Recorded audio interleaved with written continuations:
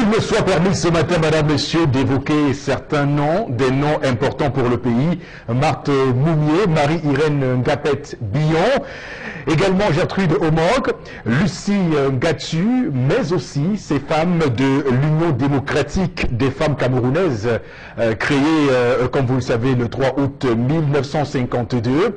Toutes ces femmes-là qui étaient d'abord des femmes citoyennes, des femmes mères et des femmes épouses, pour également dire que ces femmes se sont battues à l'orée des combats pour nos indépendances. Je dis bien nos indépendances, nos deux indépendances, celle de 60 et l'autre de 61. Mais également dire que ces femmes-là ont été violées, ont été également ont subi des sévices incroyables, les parties génitales passées au fer rouge, mais également des femmes qui ont subi, on va le dire, le maquis, la prison, l'exil, mais aussi en sacrifiant famille, rêve, ambition et vie amoureuse. Ces femmes camerounaises-là, ces combattantes, ces militantes camerounaises-là, nous donnent aussi la possibilité ce matin d'évoquer une combattante sud-africaine, Winnie Mandela. Madame, monsieur, bonjour et bienvenue ce matin sur Equinox Télévision pour ce nouveau numéro de votre émission 10-12 Le Zénith, avec comme toujours les nombreux sujets que nous allons mettre sur la table pour en disséquer et surtout y tirer la fine moelle. D'abord vous, Charles Bachou, au rendez-vous encore ce matin, bonjour et bienvenue. Bonjour monsieur Éric Fopoussi-Negou, bonjour aux téléspectateurs. Et bonjour à M. Vongo Grégoire, gouverneur de la région de l'Est Cameroun, actuellement en train d'accueillir le président de l'Assemblée nationale. Et oui, proximité aérienne entre les populations et ses collaborateurs. Jamais présent, toujours absent. Voilà la ville de Bertois qui brille depuis un certain temps par les ténèbres. Où est passé Néo dans la ville de l'Est? Suivez mon regard. Voilà, très bien, c'est entendu le message ce matin pour vous, Charles Amel Mbachou. On va également introduire sur ce plateau ce matin Flora Zé. Bonjour et bienvenue. Bonjour Éric Fopoussi, bonjour à vous chers téléspectateurs, bonjour à vous sur le plateau. Alors vous l'avez dit en tout début, on parlera également dans le cadre de la revue des réseaux sociaux cette mort de Winnie Mandela, une grande icône en tout cas de l'histoire de l'Afrique, mais aussi on va revenir au Cameroun pour parler aussi d'un personnage qui aura marqué peut-être le football camerounais à l'instar de Donana Elumbu qui nous a quittés. Et c'est avec un grand pincement au cœur que j'aborderai en tout cas ces questions et surtout les commentaires de nos chers internautes sur la toile. Très bien, également sur ce plateau ce matin, Bombok Bengan, bonjour et bienvenue. Bonjour Monsieur Fopoussi-Negou, bonjour à vous chers téléspectateurs. Je m'inscris sur votre ligne Monsieur Fopoussi-Negou de la formation citoyenne. Une plainte a été déposée auprès du tribunal de grande instance de Vouri contre la société forestière industrielle de la Doumé. Cette formation citoyenne, des ONG camerounaises, par cette formation citoyenne, ont décidé que ces Français-là, ils ont exploité les forêts, ils ont tout pris, ont tout arrangé, en nous laissant dans la misère. Et ils ont dit non, il n'y aura plus jamais ça. Maintenant, aux magistrats de faire des enquêtes. Merci beaucoup. Voilà, merci infiniment à vous de faire de la télé avec nous sur Equinox Télévision, madame, messieurs, parce que nous allons, comme à l'accoutumée, comme il est de coutume, de tradition, les synonymes ne manquent pas pour mettre en scène le premier sujet de cette matinée. Il s'agit de l'histoire du jour, elle est bien nommée, hein, et c'est Tendance Kenyenne, la voyageuse qui s'en occupe. Bonjour et bienvenue. Bonjour Eric, bonjour à tous ceux qui nous regardent ce matin. Je vais souhaiter joyeux anniversaire à ma mère. Elle a 60 ans aujourd'hui. Joyeux anniversaire à Elle est encore jeune. 3 avril 58. Ça fait 60 ans, non, bon. Oui, 60 ans. Maman, je t'aime de tout mon cœur. Donc, on n'a pas deux mères, c'est pour ça que souhaite-moi l'anniversaire. Je t'aime de tout mon cœur. Et tout à l'heure, je te donne 2 gâteaux. C'est très grave, Eric. Chères dames, chers messieurs, pardon, mais restez scotchés sur Equinox Télévision, pardon. Parce que ce qu'elle dit là, ce n'est plus pour reparler après. J'ai jamais vu. Mais nous sommes restés, c'est venu nous trouver. Il y a 2 enfants qu'on va remettre à Balbayo tout à l'heure. 2, pas 3, 2 enfants. Grand frère et petite soeur. Maman, je sais que tu me vois, parce qu'on me regarde de Balmario. Il y a encore les enfants abandonnés? Non, pas les enfants abandonnés. Maman, je ne donne pas ton nom. Tu as envoyé 2 enfants chez ton grand frère avant-hier qui viennent passer les vacances de Pâques. C'est les congés de Pâques. Le congé de Pâques. Les congés de Pâques. Tu n'as même pas appelé la femme de ton grand frère pour savoir si les enfants sont bien arrivés ou pas. Tu n'as même pas appelé la femme de ton grand frère pour lui dire que tu devais envoyer les 2 enfants. Je ne sais pas si tu as appelé ton grand frère pour lui dire que tu as envoyé les 2 enfants. Ce que je sais, c'est que maman, si tu regardes l'émission de Zénith, il faut que tu saches que les enfants que tu as envoyés des Balmayo pour Douala, les enfants devaient habiter au quartier Koto à Douala. Tout à l'heure, on prend la route avec eux. Je ne sais pas si elle va quitter le matin ou si elle va quitter en après-midi pour ramener tes enfants. Depuis avant-hier. C'est une femme qui se plaint à moi, bonbon. Et en se plaignant, elle me disait qu'elle ne se sent plus femme. Que c'est qu'elle manque. Donc elle parlait seule, quoi. Elle dit c'est qu'elle manque de respect, ça.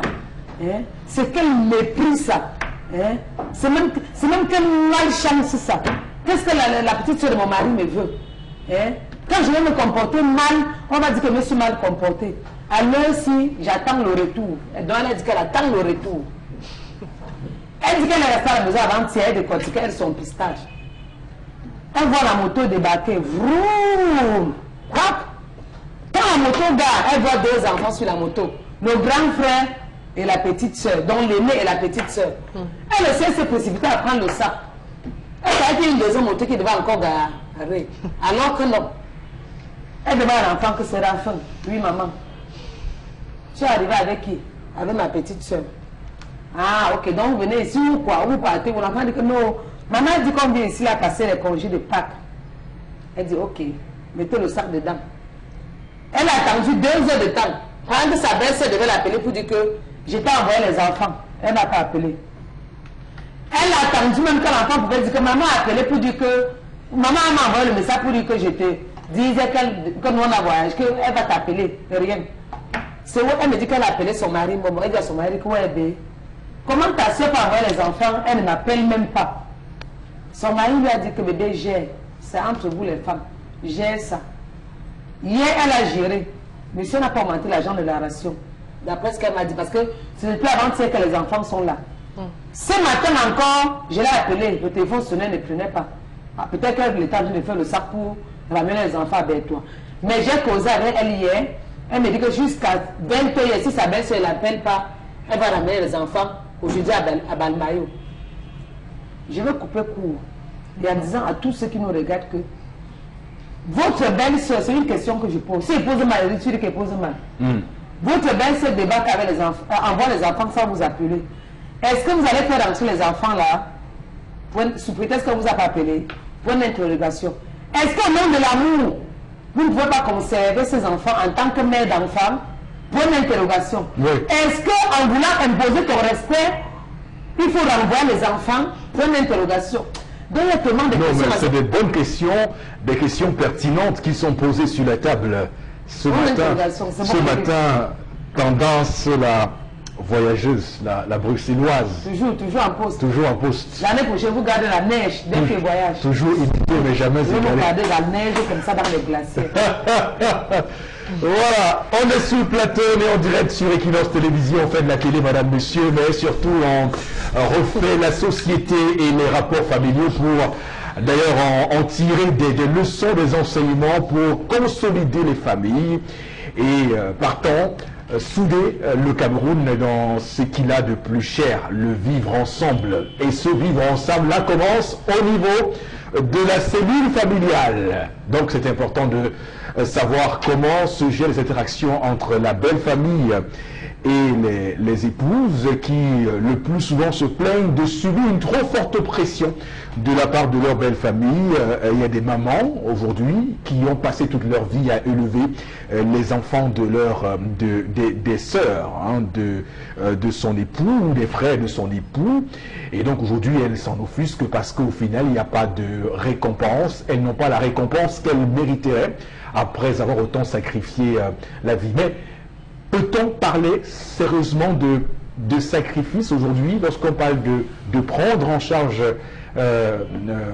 des enfants venus de la belle famille? Peut-on parler aujourd'hui aussi de rapport africain? Parce qu'on sait, si on se remet dans l'esprit, dans la matrice africaine, que l'enfant c'est pour tout le monde et qu'en Afrique il n'y a pas de cousins ni de cousines et que nous sommes tous des frères et des sœurs.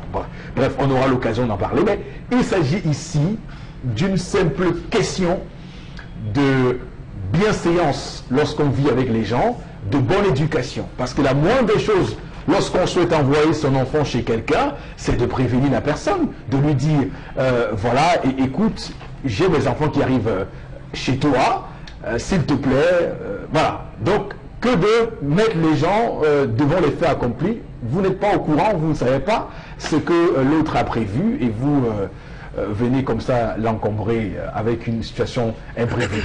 Je commence par vous ce matin pour vous demander pourquoi vous souriez quand je dis ça. Et écoutez, je souris toujours. Hein? Je souris toujours, il n'y a pas... Rassurez-vous, c'est innocent. J'ai l'impression que vous allez sortir les machettes. Hein? Parce que ce genre de comportement-là, c'est comme un joueur qui s'apprête à tirer un penalty et il sait qu'il va marquer son but et puis vous commencez à sourire là. Le sourire, le sourire est suspect quand même. Je vous sens touché. Alors, clairement, est-ce que cette femme, je sais, vous allez me dire, non, cette belle-sœur n'a pas respecté la femme, elle allait dire au mari, tout ça, elle a ignoré la femme par manque de respect, mais est-ce qu'au moins on a de la fibre maternelle qu'on pourrait avoir? On ne peut pas accepter le fait tel quel et ne pas faire des problèmes comme je vois cette femme vouloir le faire avec sa belle-sœur. Je vais être très dur. Moi, à la place de la dame, je l'avais dit. Je renvoie les enfants. Oui. Mais je fais ça parce que je suis une femme, je suis une mère. Donc, je fais ça vraiment dans des commodités. C'est-à-dire, moi-même, je prends sur moi peut-être de raccompagner les enfants. Je renvoie les enfants. Parce qu'il faut qu'on arrête ça. Parce que la cellule familiale, je l'avais évoquée, vécue hier. C'est pas comme ça qu'on la vit aujourd'hui. Je vais dire même dans son ensemble. On prend ça de famille nucléaire. Et vous savez, aujourd'hui, la vie d'hier, il y a 50 ans, aujourd'hui, n'est pas la même. Donc, on fait tout, on se préserve au maximum. Parce que, en acceptant, par exemple, ces enfants, avec la femme qui n'a pas pris soin, vous avez parlé de commodité, des règles de bienséance basiques qu'elle n'a pas respectées, parce que peut-être dans sa petite tête, elle sait qu'elle est chez... elle envoie ses enfants chez son grand frère. Donc, du coup, sa belle-sœur, donc la femme de son grand frère, n'a rien à dire, etc. Mais autre chose, je ne suis pas contre le comportement de monsieur quand il dit « gère ça ». Gérer ça, ça veut dire tu as le pouvoir, soit de renvoyer les enfants, soit de les accepter.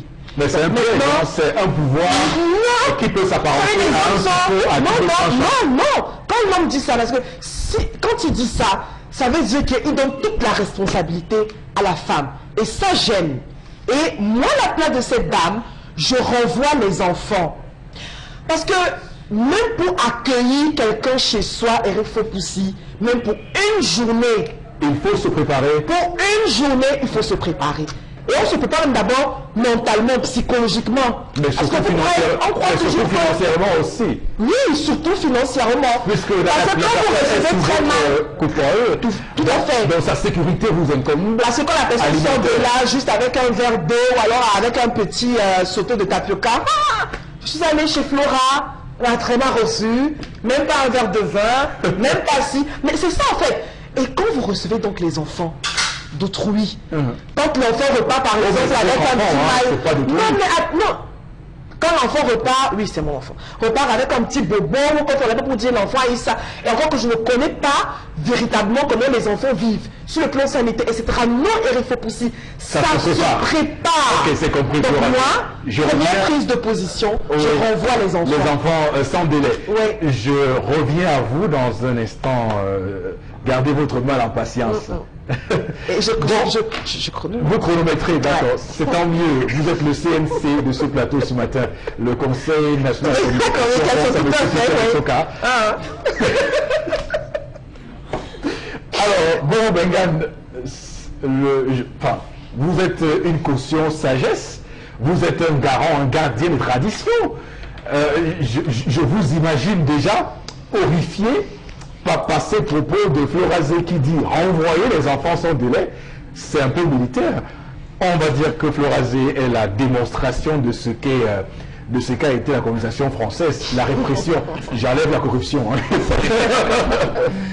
Non, de manière sincère, Oui. la femme qui a envoyé ses enfants, que sa belle-sœur a commis, j'allais dire une erreur qu'on entend, c'était elle n'a pas encadré ses enfants. Avec l'environnement aujourd'hui d'enlèvement d'enfants, d'abord, Tendance ne nous a pas dit si l'aîné est assez grand pour pouvoir... Il est né à quel âge? Faire ce voyage. À 14 ans. Voilà, oui, Ah. c'est bon, c'est acceptable. C'est ça l'encadrement que je vois. Mais ce n'est pas l'avertissement ou comme on dit la permission ou quoi ça. Effectivement, c'est ça qui montre que nous ne vivons plus dans la société. Nous ne vivons plus dans la société. Je vais vous prendre un exemple, ou deux. Vous entendez Oumniobe, le leader charismatique camerounais, Oumniobe a terminé à Ilanga vers des Eka. Où là où les missionnaires américains qui le formaient, cette école ne présentaient pas les enfants au CEP. Aujourd'hui, à notre époque, on parlait de certificat de type primaire indigène. Voilà, c'est ce que nous on faisait. Il fallait aller présenter cet examen à Sakbaïmi. Et il arrive à Sakbaïmi avec un autre groupe d'enfants, chez un maître qu'on appelle Tondje Bitek. Tondje Bitek a ceci qu'il a, sa deuxième épouse vient de la famille de Oumniobe. On lui dit, va là-bas. On leur dit, parce que c'était un groupe, ils n'étaient pas seuls, ils étaient pas 5 ou 6, on leur dit, allez là-bas. Le directeur de l'école de la mission protestante américaine à Sakbaïmi, il a épousé une fille Longon.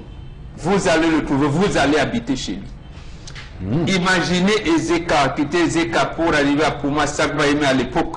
D'abord, les voies de communication sont pas fortes. Vous êtes comme ça, vous les vivez, ils arrivent. Et c'est là où il reçoit son CEP pour aller faire le concours de Foulassi qu'on connaît. Moi, j'habite ce village également. Nous, on a été comme ça, à la rentrée septembre. Vous voyez les gens débarquer. On dit, c'est papa qui a dit de venir fréquenter chez vous. Mon père, mais il les acceptait. Il n'y avait pas que... Il n'y a pas eu de communication au préalable. Il n'y en avait pas. Préalable de communication. Il n'y en avait pas. Oui. Puisqu'il y avait des écoles, il n'y avait pas de... Tous les villages n'avaient pas des écoles. Oui. Et pour aller fréquenter, il y en a qui pouvaient faire 50 km, c'était à 50 km du centre de santé, 50 km de l'école. Donc, comme ça, y compris les vacances. Tel oncle travaille en ville, à Douala, Yaoundé et tout.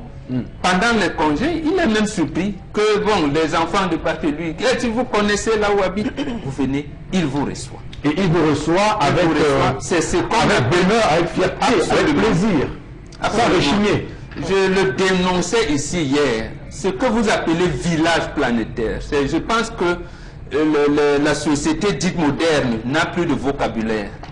Ils n'ont plus de mots.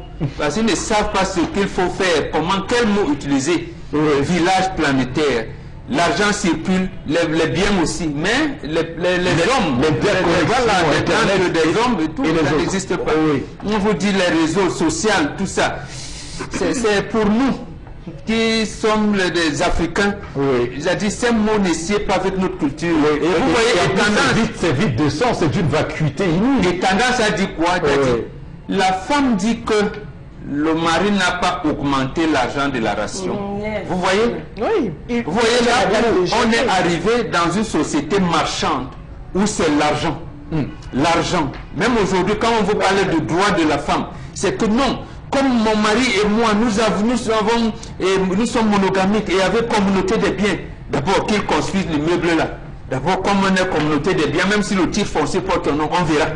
Bon, vous voyez, c'est comme si la société n'a plus cette solidarité. La spéculation financière. Voilà, c'est la solidarité qui encadre ce qu'on appelle la société. Mais quand cette solidarité fout le camp, on va appeler société, mais en fait, nous ne sommes plus dans la société. Bon, sauf que le célèbre Ebenezer John Molley, professeur, dans son livre de la médiocrité à l'excellence, oppose deux termes qu'on devrait aujourd'hui usiter avec beaucoup de précautions et de prudence. Il parle de solidarité contre ce qu'il qualifie le solidarisme, c'est-à-dire que ces gens qui profitent et qui abusent au final de cette solidarité qui est d'ailleurs une donnée, une valeur importante pour l'Afrique. Ça a toujours existé. Oui. Cela n'empêche pas la solidarité.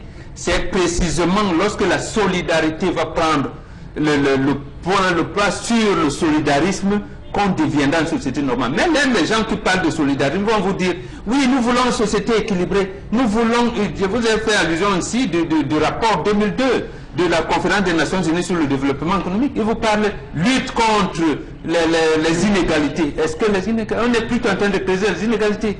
Pourquoi cette femme ne peut pas prendre les enfants de sa belle-sœur, aller les raccompagner pendant en faisant des remontrances à sa belle-sœur? Mais ma belle-sœur, ce n'est pas comme ça, ne fait plus ça. D'accord. Voilà, comme ça, elle pourrait faire. Elle attend que les enfants passent le congé. C'est au retour, elle les ramène, elle fait des remontrances à sa belle-sœur. Tout à fait. Alors, place à Charles Armel Mbachou pour lui aussi apporter son commentaire. Le commentaire que vous faites ce matin, Charles, de ce comportement d'abord de la dame, ensuite de sa belle-sœur et puis du mari. Monsieur Éric Foposinegou, l'hybridisme occidental ou occidentalisé a poussé les Africains à devenir des brimborions. Des brimborions. Oui. Et oui, c'est ce que les Africains sont devenus. En Afrique, on connaît chez qui on passe les congés annuels. C'est connu dans la famille. Que lorsqu'on donne les congés, on se retrouve tous. Les enfants se retrouvent chez tel. On connaît où on passe les vacances scolaires. On connaît là où on passe le week-end. Et oui, le week-end c'est le repos. On va passer le week-end généralement chez les jeunes couples mariés. Ceux qui viennent à peine de se marier, c'est là où on va passer les jeunes couples. Mais madame, permettez-moi de m'exprimer. Vous vous êtes exprimé tout à l'heure. Pourquoi vous voulez tout le temps me taper? Permettez-moi de respecter mon temps de parole. Oui, le temps de vous appuyez.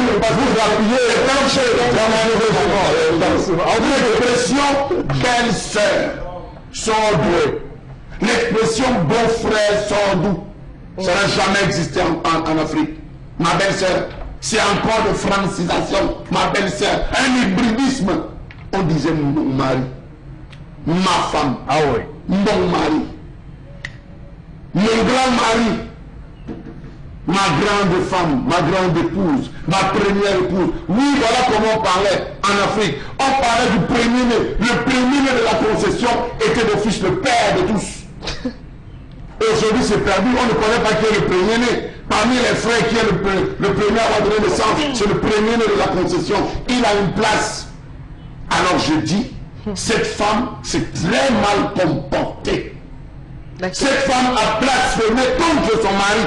Donc, les enfants ne sont pas venus sans qu'aucune personne ne soit au courant. Je vous dis non. Il y a une personne qui est au courant et ça rentre dans les usages de la famille. Donc, vous êtes, votre verdict, votre sentence est sans appel. Vous m'avez coupé, je n'ai pas chuté. Je vais terminer en disant que ce phénomène d'hybridisme occidentalisé arrive dans les années 1990 avec la série Le Prince de Bel-Air.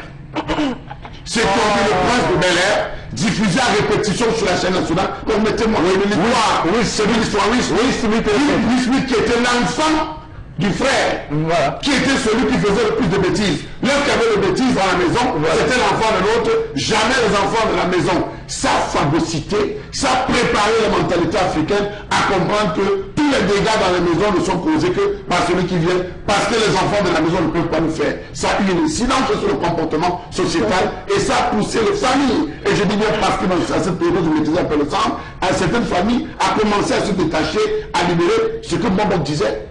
Mon père avait plus de 80 enfants. Plus de 80 enfants qui débarquaient. À l'époque, c'était des lettres qu'on écrivait en donnant au chauffeur des agences de voyage. Je dis, à cette époque, on n'envoie pas les chauffeurs de voyage. Voilà l'enfant que je t'envoie. On ne va pas rejeter cet enfant. Et lorsque l'enfant arrive à la maison, on ne faisait aucune distinction entre cet enfant-là et l'enfant. Et le drame, c'est que ces enfants tous réussis, à la fin, nous qui étant les derniers n'ont pas réussi à nous encadrer. C'est peut-être ça le malheur, mais je ne peux pas accuser, ni sanctionner mon père. Je continue à le faire. S'il fallait le refaire, je le referai. Bien sûr, parce que vous avez eu beaucoup. Non, il n'y a pas de limite. Il n'y a pas de limite à ça. Il n'y a pas de limite. Il n'y a pas de limite. Il n'y a pas de limite. Attention, c'est pas vous qui avez la parole. Mais parce que j'ai juste prononcé un terme. Alors, tendance qui est au fait de l'histoire, on va le dire. Tendance, c'est à toi qu'on est venu se plaindre. Et toi, en tant que maire, je peux présager, je peux présumer que tu es aujourd'hui écœuré, ça te cœur. Ça me cœur. Voilà. Ça me cœur en tant que maire, Eric, mais ce que je dis là, les gens ont dit que non, il ne fallait pas dire ça. Je le dis parce qu'il faut qu'on me respecte. Si c'était moi, si c'est moi, je renvoie les enfants. Ça passe par le droit chemin. Même si tu veux m'envoyer les enfants, tu dis à mon mari que ce n'est pas à moi que tu as dit. Tu dois m'appeler. Me dire que maman, comme tu vois là, est-ce que je... Me demander. C'est moi qui commande mes mamies. Et c'est ça le droit chemin, tendance. C'est le droit chemin, tu m'appelles. Non, c'est le chemin. Est-ce que l'homme est souvent à la maison? Non, c'est le chemin. C'est moi qui prépare. C'est moi qui... Je m'occupe des enfants. Quand tu m'appelles, tu passes à mon mari, c'est que ce n'est pas par moi. Non, c'est... Ce n'est pas mon mari qui va me transmettre, c'est toi qui dois me dire. Parce que quand l'homme rassure le matin, il est parti, il ne revient plus. C'est moi qui reste derrière m'occuper de ces enfants-là. Tu m'appelles. Maman, est-ce que je peux? Si elle dit oui, tu les envoies. 2 enfants, ça fait 2 charges. Plus les enfants que j'ai, les temps sont difficiles à Douala. Vous savez combien? Pourquoi même rationne 5 000 fois le jour si c'est difficile? C'est même pour votre propre sécurité, vous les enfants. Vous n'avez pas venir chez moi manger les bourratifs tous les jours. Donnez aux gens que je vais m'appeler. Les enfants mangent ce que vous préparez. Non, c'est ça le problème. Les enfants qui viennent seulement regarder ce qu'on a préparé. Ici, on ne peut pas seulement le lait avec la sauce d'arachide. Hier, c'était avec la sauce d'arachide. On a fait le lait avec la sauce d'arachide aujourd'hui. Aujourd'hui, on a tourné le couscous sur le reste de la sauce. Pour la sauce blanche. On a fait ceci. Non, je veux être bien dans mon foyer. Mais tendance, est-ce que vos propres enfants ne leur arrive pas de faire ça, de dire je ne mange pas la peau, je ne mange pas ceci, et vous acceptez? Au départ, j'ai failli céder. Ma fille, maman, elle ne mange pas le couscous. Et maintenant, quand c'est l'enfant de quelqu'un d'autre qui le fait, vous estimez qu'on l'a envoyé espionner? D'abord, les enfants me connaissent. Je ne fais pas de nourriture chez moi. Celle qui dit que je ne mange pas parce qu'elle n'a pas faim. Tu comprends nos fleurs là? Non, à l'époque, je mangeais dans le koga que ça là. Le koga. Donc ça là, c'est un traditionnel de chez nous, Eric. On râpe le manioc, on mélange avec les feuilles de bananier.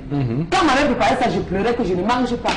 Mais un jour, elle a préparé, elle dit que je voulais sauter le riz, elle a dit que pas de 2 mamies dans ma cuisine. Quand nous sommes arrivés, elle a retiré le reste, allons au champ. Arrivé au champ, elle a gardé ma part de boule. Avant midi, elle a fini une boule, ce qu'elle demandait l'autre. Donc celle qui dit qu'elle n'a pas mangé parce qu'elle n'a pas encore vu. Quand ma fille me dit, maman, elle ne mange pas le couscous. Tu imagines l'enfant de personne qui arrive. Au départ, je faisais les œufs à côté fleur. Après, je dis que non, ça entre dans quel compte? J'ai pris la ceinture un jour que mange, même si tu vomis, ça va pas finir tout dans ton ventre. Ou Dieu mange le couscous qu'elle demande l'autre.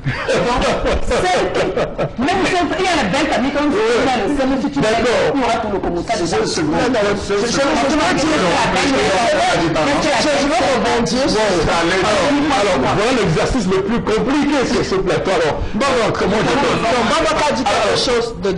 Non, Florence, souffrez une seconde que Charles Amel... Vous savez que Charles Amel va dire les 5 secondes. 5 secondes, il va je voulais dire, en allant dans le sens de tendance, que vous allez vous rendre compte que les sociétés où l'Occident n'a pas réussi à pénétrer ont gardé leur monopole, ont conservé leur monopole de vie. Je parle des Bamou, je parle des Fulbé, je parle des Peul, je parle des Matakam, des Moufoussam, des Toupouri. Ils ont conservé leur vie. Vous allez les retrouver à 6, à 7 dans une chambre. Cela ne leur posera jamais de questions. Ils vont manger les mêmes assiettes. Or, à contrario, toutes les autres sociétés, où l'Occident a pénétré,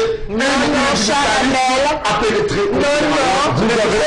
Justement, je ne vais pas contre cette façon de faire. C'est également ça un côté négatif. Mais attendez, vivre 7 personnes dans une chambre. C'est un côté négatif. Venez pas nous appeler. C'est négatif à vous d'occidentaliser. Je viens par rapport. C'est négatif à vous d'occidentaliser. Moi, je vous dis que c'est très négatif. C'est pas non plus que parce qu'ils vivent ensemble, il faut rester l'enfant dans une chambre à 7. Charles Bonboc a relaté une histoire que j'ai écoutée. Parce que mon grand-père également recevait des gens à la maison à Ezeka. Même les enfants de fou, etc. nombreux. Mais je vais dire un Bonboc, peut-être qu'il a oublié. Même quand on parcourait ces 50 km, les enfants du frère ne venaient pas les bras vides. C'est-à-dire qu'ils avaient quand même une bonne quantité de provisions. On n'allait pas chez un parent comme ça. Même si on n'avait pas le pays, il n'y avait pas de poste, il n'y avait pas de lettres, etc. et tout ce qu'on a aujourd'hui. Mais au moins s'arrangeait à apaiser même le cœur du parent, du grand-père, etc. avec de bonnes provisions. Aujourd'hui, ça a foutu le camp. Pourquoi? À cause de la crise économique et autres. Voilà pourquoi. Et ne venez pas. L'histoire d'antan est très belle. Ses valeurs, oui, c'est tout ça, c'est très beau. Mais aujourd'hui, on vit cette situation comment? Certains disent que je suis méchante. Mais non, je dis la vérité, ça fait mal. Mais vous faites ça pour corriger justement ces mœurs. Vous devez agir comme tel. Ça veut dire la remontrance bonne. Mais attendez, quand vous avez une famille, attendez, tout est mal. Quand tu prends sur elle, le mettre sur une moto, c'est un fils de 14 ans avec un petit enfant, si en chemin, il y a un accident, tu vas voir. Vous pouvez faire un Alors, ce qui se passe sur ce plateau, c'est que le temps qui est consacré à ce sujet est largement écoulé et qu'on a fait le tour de la question, à mon avis. On va prendre quelques messages. Seulement, normalement, on en prend 6, mais juste 3. Voilà. La toute première réaction, la femme qui reçoit les enfants sans être avertie n'est pas obligée de refouler les enfants qui sont à la limite innocents. Nous savons bien comment les enfants n'oublient jamais rien, donc reçoit ces enfants et après leur retour, tu pourrais donc reprocher cette fois avec raison leur maman. C'est le doux qui réagit. Une autre réaction de Tchoupari à Mar... Bon, enfin... le message n'est pas complet. Alors qu'une autre réaction, vous avez la chance d'être à la part les patriarches. À tous les enfants de ma soeur sont mes enfants. Je les reçois. Il y a tellement de SMS qui arrivent. Tous les enfants de ma soeur sont mes enfants, donc je les reçois. Autre SMS, bonjour. Soyez moins interagissant envers l'Occident, voilà, car nous avons encore besoin de vous. Les bonnes personnes ne durent jamais. Enfin. L'Occident viendra nous tuer comme on l'a fait pour Kadhafi. Après, on va dire que là, la belle famille va te détester.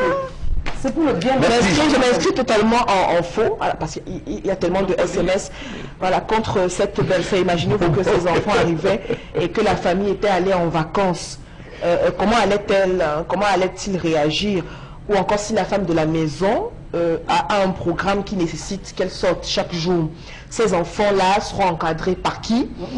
S'il vous plaît, soyons sérieux. La femme n'a pas été contre le fait de recevoir les enfants. Elle a attendu que leur mère appelle, mais rien ne s'est produit. Merci beaucoup, Florazé, pour ces messages. Je revois les enfants. Merci beaucoup pour ces messages, madame, monsieur, chers téléspectateurs fidèles sur Equinox Télévision. C'est tout pour cette première partie de l'émission consacrée à l'histoire du jour. À tout de suite.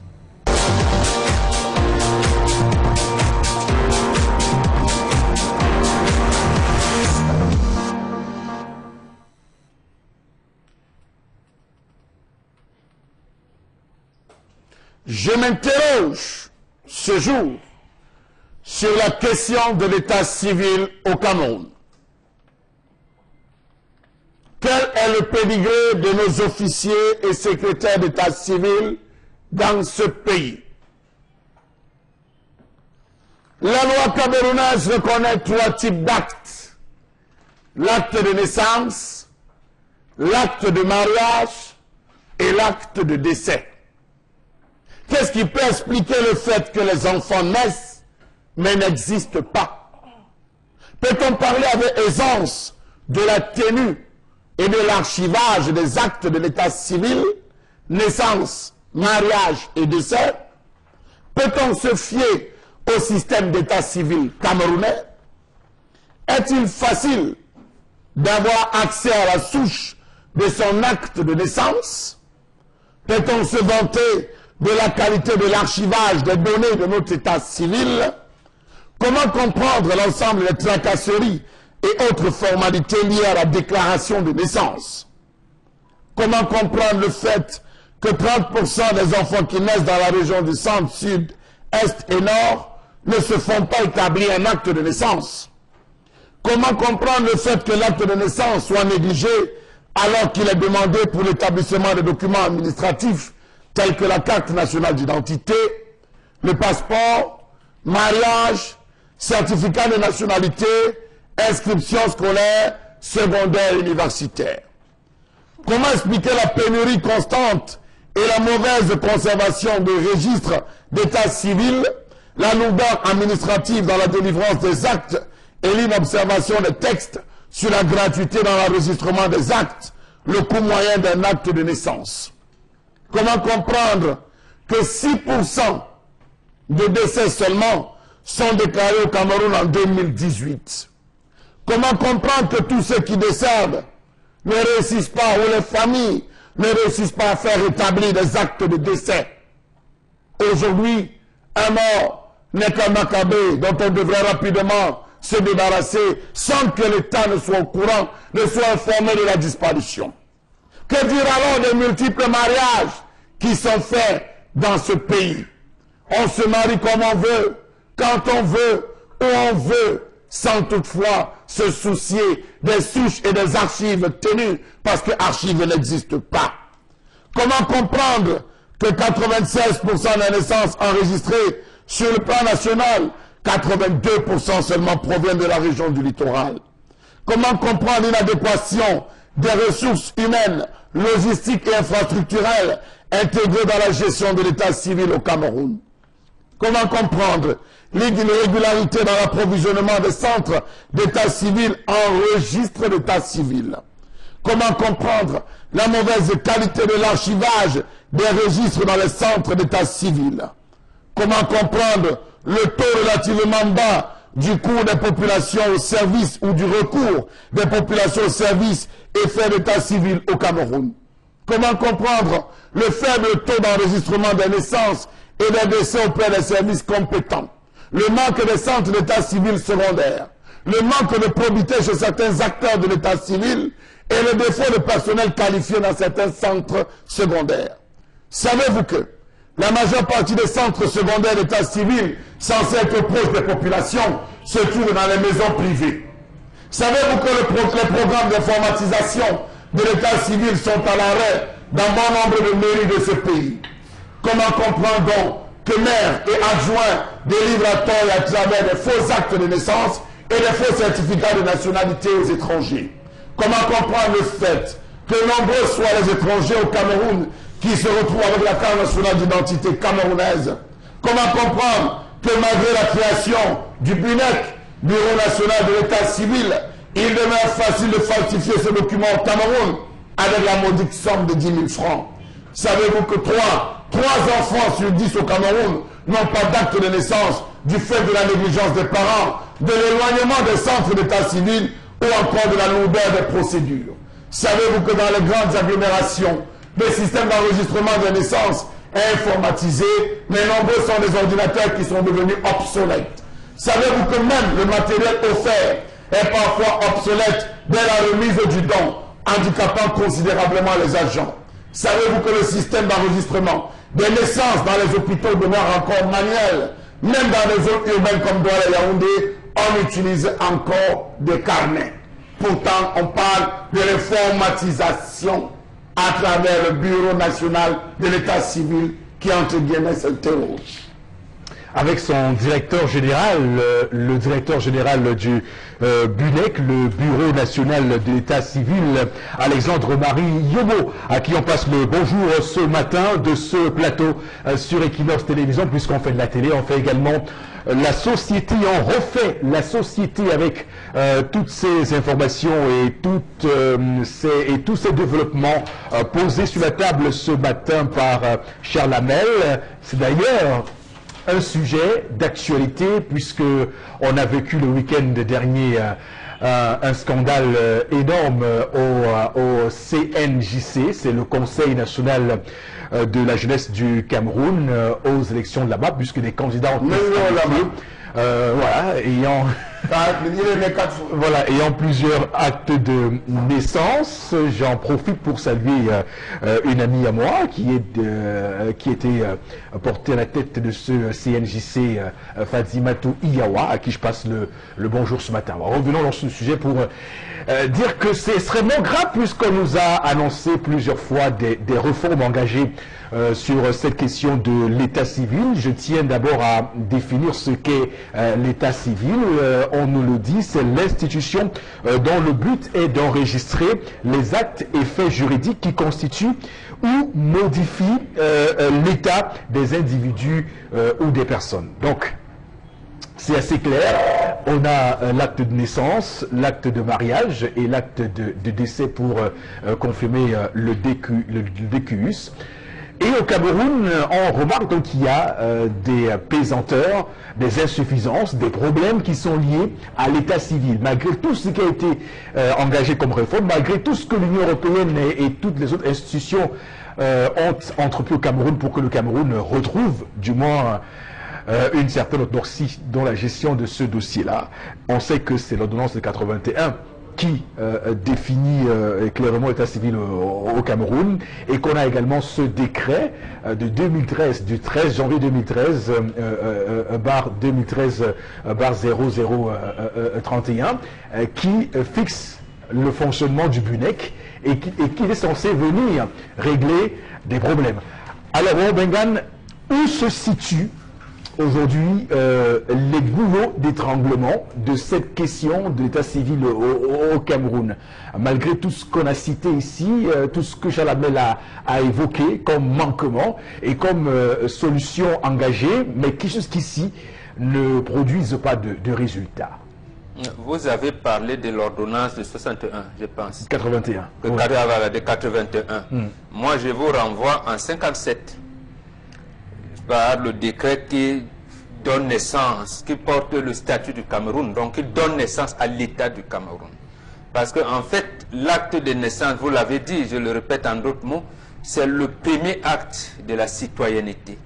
Et ça qui montre que vous êtes né quelque part, vous êtes citoyen de tel pays, de tel État. Et dans notre pays, il n'est pas protégé. Notre État civil n'est pas protégé. Et on va encore nous dire les Européens, non, on va le dire. C'est précisément les Européens qui ont plombé la sécurisation de l'état civil. La preuve, jusqu'aujourd'hui, on parle. Dites-moi si ce sont les Camerounais qui établissent les cartes d'identité des Camerounais. Si ce sont des Camerounais qui établissent les passeports camerounais, qui maintenant on a élargi au niveau de la CEMAC. Notre état civil a été confisqué dans ce qu'on appelle les mesures de souveraineté. Il faudrait donc qu'on arrache notre souveraineté des mains de la France. Sinon, notre état civil ne nous appartiendra pas. Parce que vous ne figurez pas, les Paul Biya jusqu'en 62, je pense, ceux qui passaient le bac avaient la nationalité française. Ils étaient pris en charge par le Fonds d'investissement de développement des pays d'outre-mer, le FIDES. Donc, on nous donne notre état civil à dose homéopathique. Et lorsqu'on crée les organismes comme le BUNEC, auquel vous faites allusion, oui, on va vous dire, oui, on est indépendant, n'est-ce pas, c'est nous qui prenons les lois, n'est-ce pas, c'est le chef de l'État, n'est-ce pas, c'est que... Numéro 2, maintenant, lorsqu'on arrive donc à l'établissement de la carte nationale d'identité, aucun Camerounais ne connaît le nombre d'ingénieurs du Cameroun. Le fichier est détenu par les étrangers.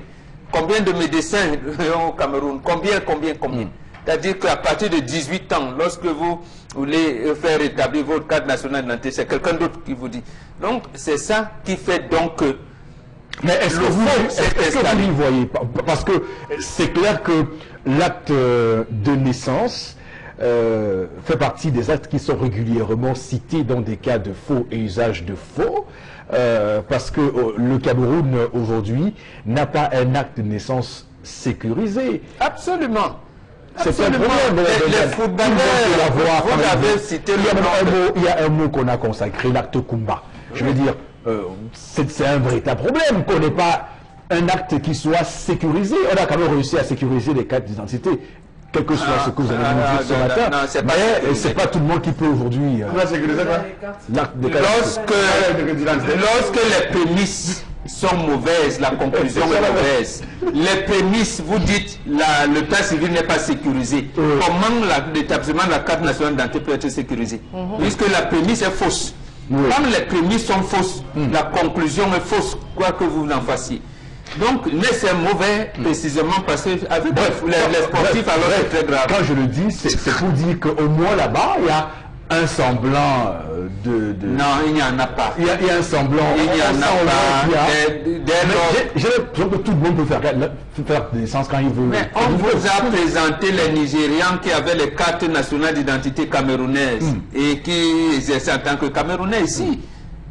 Et pour établir une carte nationale d'identité camerounaise, il faut bien avoir un acte de naissance camerounais, aller dans un tribunal pour avoir cette carte de nationalité.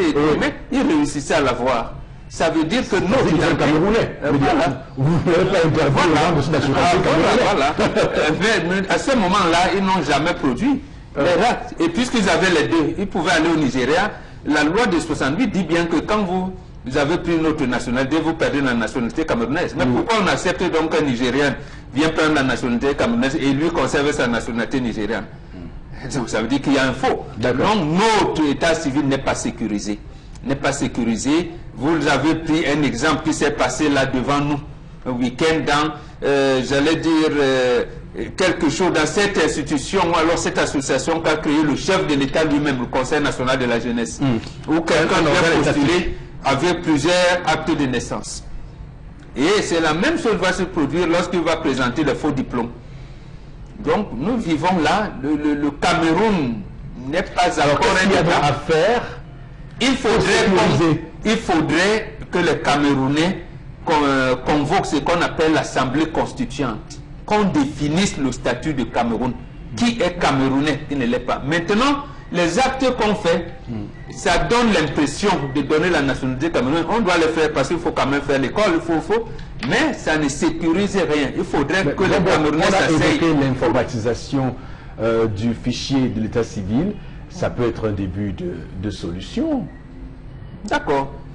Alors, expérimentons. Je ne sais pas si vous avez des réticences par rapport à... Ça commence par la base. Nous avons 360 communes. Est-ce que dans les 360 communes, doublé, il a parlé là des centres spéciaux. Dans la préparation de cette colère, je me suis rendu dans un centre dont je vais taire le nom. Il nous a été présenté un registre de 1971.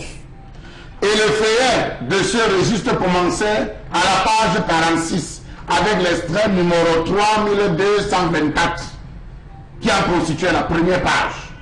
Alors si un demandeur de l'extrait numéro 3223 venait à se présenter, il n'aurait rien parce que les pages de 1 à 45 ont disparu. Dans un autre centre, je suis arrivé à me présenter un autre registre de 1983. Dans ce registre de 1983, les pages de 1 à 50 avaient disparu. Arracher qui pour emballer les beignets, arracher qui pour servir de sous-main. Voilà à quoi ça sert. Ça sert. 9 à 11 millions de registres répertoriés ne servent à rien, sont dans un état bracadabran. Donc je rejoins ce que Mbombo Kante dit. Vous parlez de quelle informatisation? Informatisation qui commence à 2000. Puisqu'on va mettre le faux dans le fichier. Mais du moins, pas mettre du faux, je veux dire. Mais attendez, autant arrêter la série. J'ai perdu mon âge de naissance, je suis né en 83 dans cette terrain de la banque, peut pas. Donc on va dire, il faut donc procéder par ce qu'on appelle peut-être les audiences foraines. C'est-à-dire que même nous qui avons nos cartes d'identité, on recommence à zéro. On recommence à zéro dans les 360 communes que nous avons au Cameroun. Chaque commune a combien de centres spéciaux? Centres spéciaux, parce que chaque mairie, c'est d'abord un centre. Maintenant, les centres spéciaux, comme on appelle, et on va les informatiser. Ça va donner à des millions d'informatiser ça. D'accord. Mais toujours est-il que autant mieux stopper la saignée, hein, parce que si vous dites que on va prendre à partir de où et de quand, autant mieux commencer maintenant. On commence pour que ceux qui naissent aujourd'hui ne se retrouvent pas 30 ans, 30 ans plus tard. Vous avez les machines les enregistrements. Donc c'est ça. Vous avez les machines? toi. Système Non, on attend de ce que Chalamel dit, commencer où allez-y. Et comment, parce qu'on est un peu perdu. Même si on commence maintenant, ça va. Non, c'est fait exprès. C'est fait exprès parce qu'on a vraiment accusé du retard dans l'introduction des TIC dans l'administration, je vais dire, dans les administrations publiques et autres. Vraiment, c'est fait exprès. Parce que nous vivons les tripatouillages, le faux, etc. Parce qu'on sait très bien que informatiser tout le système détecterait à la petite minute l'erreur. Ça, on le sait. Depuis 2014, on est venu avec des administrations, alors des ministères bien clés qui allaient introduire le système informatique pour permettre justement qu'il y ait une circulation transparente des données, etc. On est en 2018, on a l'impression que ça marchait. On parlait il y a eu des taux d'un argent décaissé, de 800 millions décaissés. 35 millions décaissés, on parle au MINAT, on revient justement dans le ministère de l'administration, etc. et tout. Mais cet argent, c'est pour faire quoi? Parce que justement, on nous disait en 2014, c'est pour avoir du matériel, de seconde génération, c'est pour faciliter ci et ça. On est en 2018, Eric Fopoussi. Ou même quand on parle même des élections, on n'arrive pas à nous donner des chiffres exacts à la minute. Mais attendez, Eric Fopoussi, tout ça est fait exprès. C'est fait exprès. On est là, on piétine sur place, pendant qu'à côté, il y a des pays là, qui sont moindres que nous et qui évoluent. Tendance également. Ça m'énerve parce que c'est l'image de notre pays qui est partout, Eric. Même les cartes que Charles parle aujourd'hui, pour faire une carte d'identité à l'heure-ci, si tu n'as pas l'argent, tu ne fais pas, Flora. Ouais. Et tu aimes l'argent, parfois tu ne fais même pas. Non seulement tu as vu, les gens ne sont pas disponibles, on ne te reçoit même pas. La langue file. Tu viens à 7h, tu rentres à 15h. Il faut voir, bon, tu vois comment les gens s'alignent le matin. Tu sors de chez toi le matin pour rentrer. Et si tu vas d'abord travailler le matin, venir parler comme moi, tu vas faire ta carte à quel moment? Ça, c'est un truc qu'on parle et on dit comme ça, ce n'est pas bon à rire. Et on ne peut pas lâcher sans pièce d'identité. Tu peux aller faire les transactions sans pièce. Ou comme moi qui ai l'habitude d'aller faire les transactions, je ne peux pas aller sans pièce. D'accord. Même toi, tu peux aller retirer l'argent. D'accord. Et rappelons que pour faire la carte nationale d'identité, il faut l'acte de naissance. Il faut voir aussi que il faut voir aussi que on a beaucoup focalisé notre esprit sur l'acte de naissance. On n'a pas évoqué suffisamment l'acte de mariage. Également pour c'est tendance qui nous racontait l'histoire ici il y a un an, je pense aujourd'hui, d'une femme qui s'est mariée légalement à Bertois et qui est revenue se marier légalement à Douala. Bien sûr. Sans que ça ne pose de problème. La bigamie qui est condamnable. On a des hommes qui sont mariés à Bafoussam, à Bertois, qui reviennent se marier à Yaoundé tranquillement, disant qu'ils travaillent dans chaque ville, ils se marient. Il n'y a plus de centralisation. J'ai dit c'est grave. Ne parlons pas des actes de décès. 6% seulement au Cameroun est déclaré, les gens déclarent 6% des Camerounais déclarent les actes de décès. Alors comment savoir qu'un enseignant est décédé? Comment savoir jusqu'à deux reprises, Femme Dongwa a nommé 2 enseignants décédés. Voilà un autre exemple. Les conséquences fâcheuses de cet état civil camerounais qui n'est pas réglé comme il le faut. Madame, monsieur, merci infiniment de nous renouveler votre confiance sur Equinox Télévision. Nous faisons de la télé. Voilà, nous sommes de retour pour cette deuxième partie de votre émission 10-12 le Zénith, puisqu'on l'a séquencé en deux segments, une première qui dure un peu moins d'1 heure et la deuxième également dans le même registre. On va démarrer cette deuxième partie avec quelques messages que vous nous envoyez, chers téléspectateurs et téléspectatrices. Voilà, on va dire assidu à la tâche, parce que je pense qu'il est important, Charles Hamel, qu'on fasse une classification entre ceux-là qui nous regardent. On a les téléspectateurs qui sont assidus et d'autres qui... on les appelle les téléspectateurs silencieux. Silencieux, voilà. Ils observent, ils sont là. Ils ne disent rien. Ils ne disent rien. Ils sont dans l'ombre. Mais ils ont beaucoup à dire. Ils ont beaucoup à dire, mais ils estiment que faire un SMS, c'est pas assez suffisant. Pour relayer leur... Donc là, il y a d'autres téléspectateurs actifs qui préfèrent venir continuer le débat après l'émission au rez-de-chaussée pour... Avec qui se contente. Voilà, merci beaucoup Chalamel pour cette classification qui nous permet en tout cas, nous vous aimons tous, hein, tous autant que vous êtes, vous qui nous regardez ce matin sur Equinox Télévision. Fini en disant que sans eux nous ne sommes rien. Voilà, donc... Nous marche à votre rythme. C'est clair, c'est clair. Voilà. Je me rappelle quand je faisais des études commerciales, on me disait que le client est roi. Bien bon, sûr. Je ne sais pas ce qu'on va employer. Le téléspectateur est le seul juge. Non, c'est le seul, pas roi, mais le seul juge. Mais aussi le roi en partant. Non, pas roi. C'est vous qui Parce qu'il peut décider, un collectif peut décider que telle personne ne remplit plus. Ne répondez pas à nos critères. Pourquoi par moi, même je fais des choses qui vous énervent. Ils peuvent faire Madame, mon inbox. Chalamel, le dossier que vous ouvrez est un dossier Très lourd. non pas très lourd, classé top secret. Et je souhaite qu'il ne se retrouve pas via les réseaux sociaux ce matin. Sinon vous aurez affaire à M. Philémon Yank, le Premier ministre. Allez-y. Alors, même les autorités compétentes de ce pays ont déclaré que 70 sur 100 des Camerounais ne connaissent pas la légalité des actes d'état civil. C'est normal. Quand vous avez un gars comme Mengue Olama, candidat aux élections, le responsable du CNJC, né le 13 mars 1979, le 13 septembre 1984, le 13 mars 1983 et le 13 mars 1987, une seule même personne. Lorsque vous avez Epandon et Mataya, responsable de délégué régional de l'Est, qui est lui-même, tout responsable du CNDC, vous avez Ngwen Yves Rioux, Nord-Ouest, faux. Vous avez Ngwen Sama Cyprien, faux. Multiples identités. On est dans un pays, Conseil national de la jeunesse, avec des multiples identités. On va où? Aïe, aïe.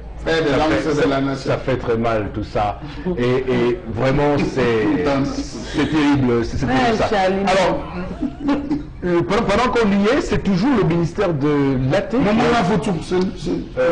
je veux dire, je reviens au. Oui, c'est le ministère de l'AT. Donc ça veut dire que pour la Tanganyika, parce qu'on a changé tout récemment, je ne sais plus s'ils ont les mêmes attributions. Donc ça veut dire que pour la Tanganyika, le ministre de l'administration territoriale n'est pas que ministre des élections. Vous avez déjà dit, le ministre des élections. Donc c'est pour dire qu'il y a un autre dossier là, très important et qu'il y a aussi le ministre de l'État civil. Mais il va mettre l'ordre de priorité. Si la priorité n'est pas la sauvegarde de l'État civil, il va s'occuper des élections. Mais sauf que la bonne élection va se retrouver avec multiples cartes. Et donc on revient au point de départ. Voilà, un peu rasé. Alors Charles-Aimé Chiabonabéry pense que c'est par rapport à l'histoire du jour, cet homme doit prendre ses responsabilités. Sa petite soeur, parce que sa petite soeur a évincé sa femme et lui-même d'ailleurs. Il était certainement au courant de l'arrivée de ses neveux et il met son épouse sur le fait accompli.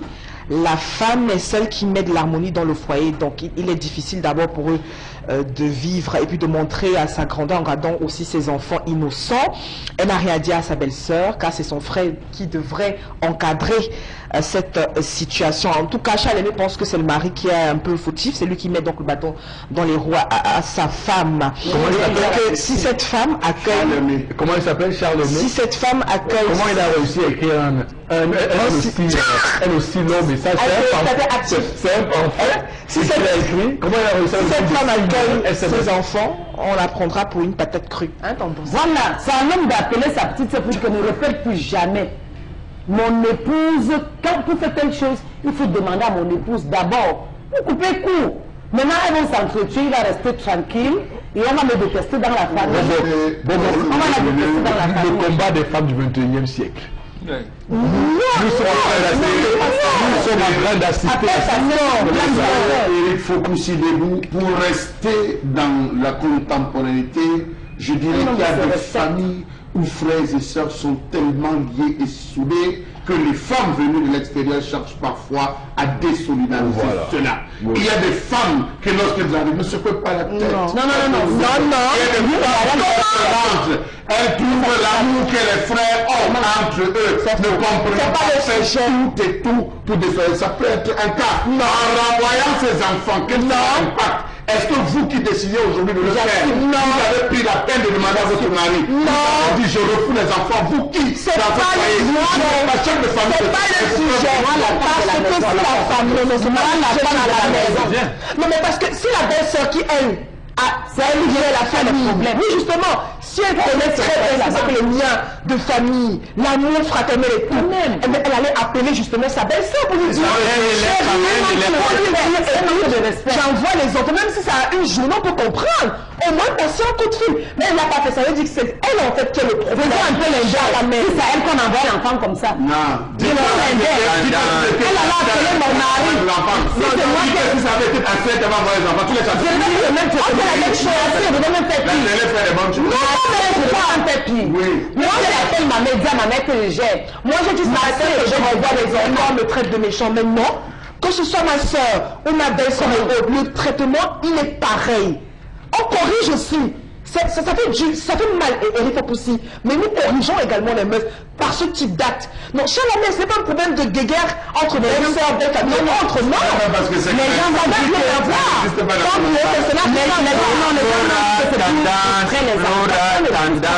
Ne faites pas comme si le monde commence aujourd'hui. Ah, mais non. Justement, quand vous faites comme si aujourd'hui, le monde est comme si, je veux dire, la vie d'aujourd'hui est pareille que celle d'hier. Justement, la différence c'est où? Puisque vous avez vécu hier. Moi, j'ai vécu hier, j'ai vu aujourd'hui. Tu as vécu hier. Je vais montrer la différence. Mon ami, les enfants, il y a 50, 60 ans, c'est la même chose qu'aujourd'hui. Toujours s'enquérir de la vie de son mari. Quand vous venez, vous voulez vouloir résoudre les problèmes, même ceux que vous ne comprenez pas. Quand votre mari vous dit gérer, à ce moment, prenez les vies. Restez sur vos gardes. Dites, je gère comment. Ayez donc la première idée, ce n'est pas de corriger votre sœur et envoyer les enfants, mais c'est d'avoir d'abord le cœur d'une femme. Ayez le cœur d'une femme, vous prenez les enfants. Vous les mettez là, c'est justement. Quand tu les mets, parce que si on viole les enfants là, on va arrêter qui? Pas moi. Si les choses de mal arrivent aux enfants, d'ailleurs que je ne souhaite pas. Merci beaucoup à vous sur le plateau. Madame, monsieur, merci également à vous de continuer à nous regarder sur Equinox Télévision. On va prendre la revue des réseaux sociaux tout de suite et maintenant avec vous, Florazé. Oui, Eric, trois informations pour cette journée dans le cadre de la revue des réseaux sociaux.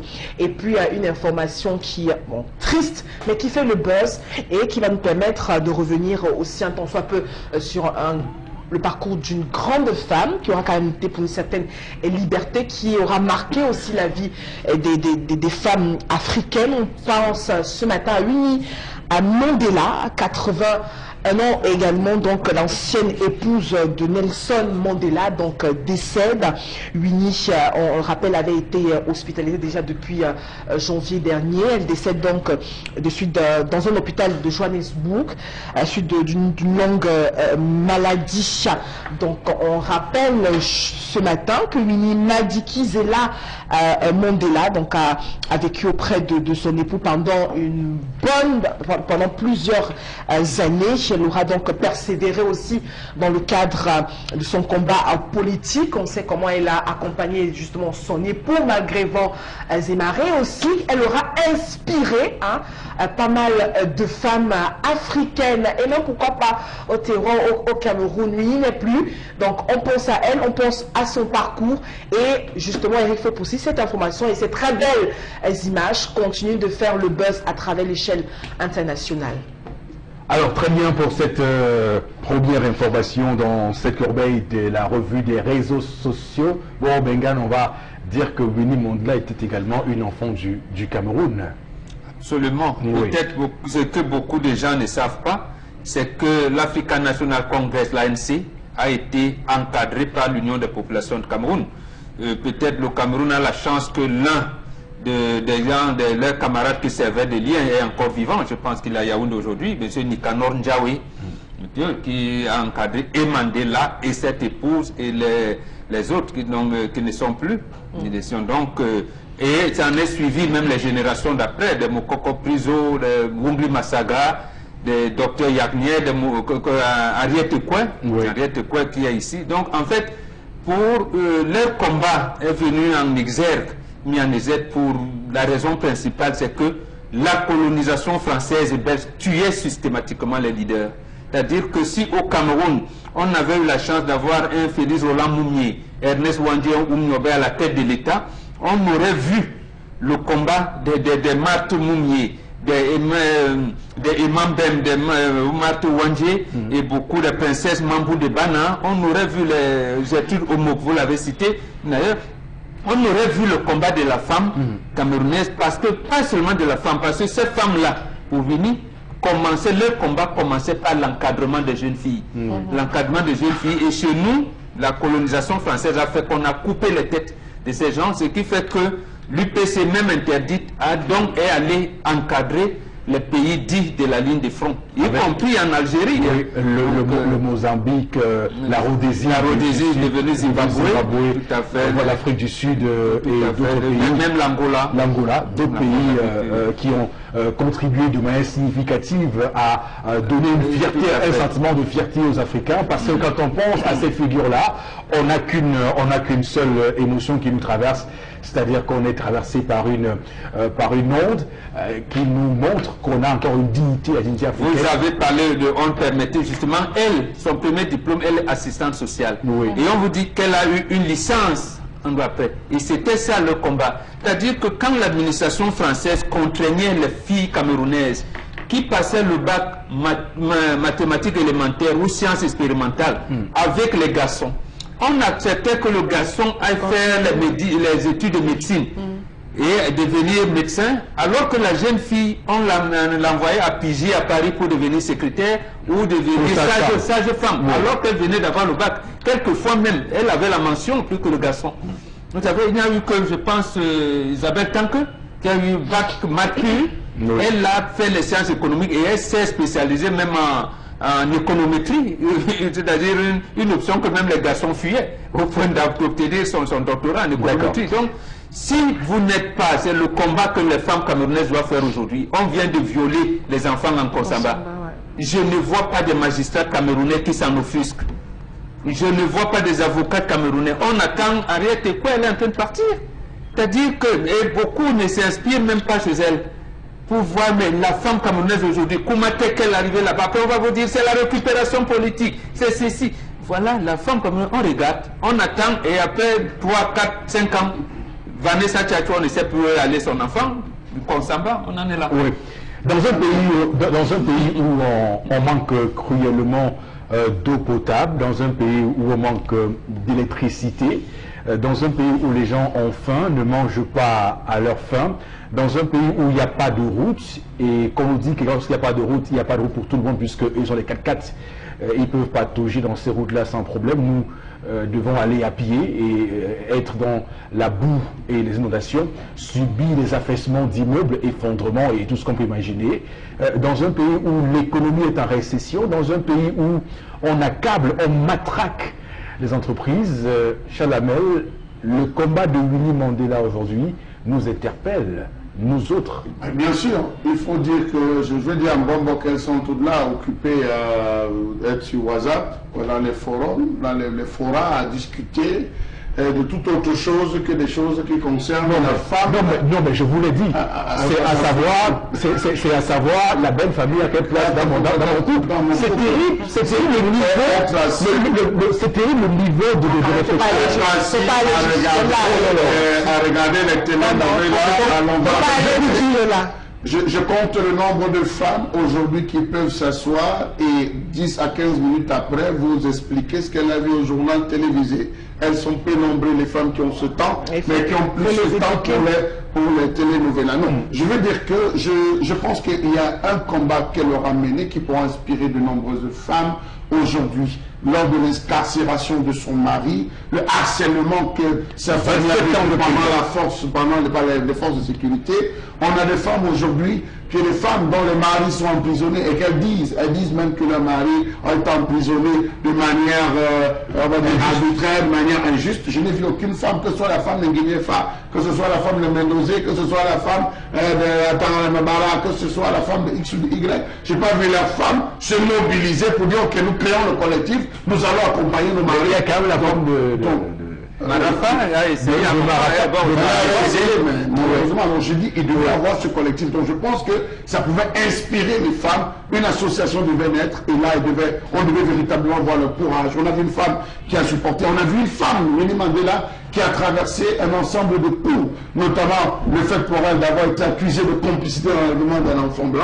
On a vu tout ce que ça a fait. Le fait pour elle de sortir avec, de récupérer son mari au sortir de la prison et de divorcer quelques temps après, de recevoir ses coups. Le fait pour elle d'avoir été bannie de l'ANC parce qu'accusée de corruption, ou avec accusée de corruption et tout. Donc vous voyez, voilà une femme qui a traversé. Mais lorsque j'écoutais, ce qui m'a surpris, je vais vous le dire, c'est que de tous ceux à qui on a tendu le micro de ce côté, personne ne s'est rappelé de ça. Chacun disait, la mère de la nation est partie, la maman qui se battait, celle qui faisait Winnie nous a quittés, c'était plutôt les regrets. Mais on s'est dit qu'elle a véritablement laissé une tâche qui devra rester dans le cœur de toutes les femmes, d'abord d'Afrique du Sud et en plus du Cameroun. Elle devrait inspirer les femmes du Cameroun parce que jusqu'à aujourd'hui, ce que les femmes font au Cameroun, je multiplie par 0. Elles n'ont pas encore atteint le seuil, c'est-à-dire le seuil. Dans les cas, il y en a des cas, vous avez pris le cas de Gonsamba, où une femme, on a des enfants qui ont été violés, des filles de 6 mois. 6 mois et 6 ans, aucune femme ne se lève même en Gonsamba, et demain vous voulez être maire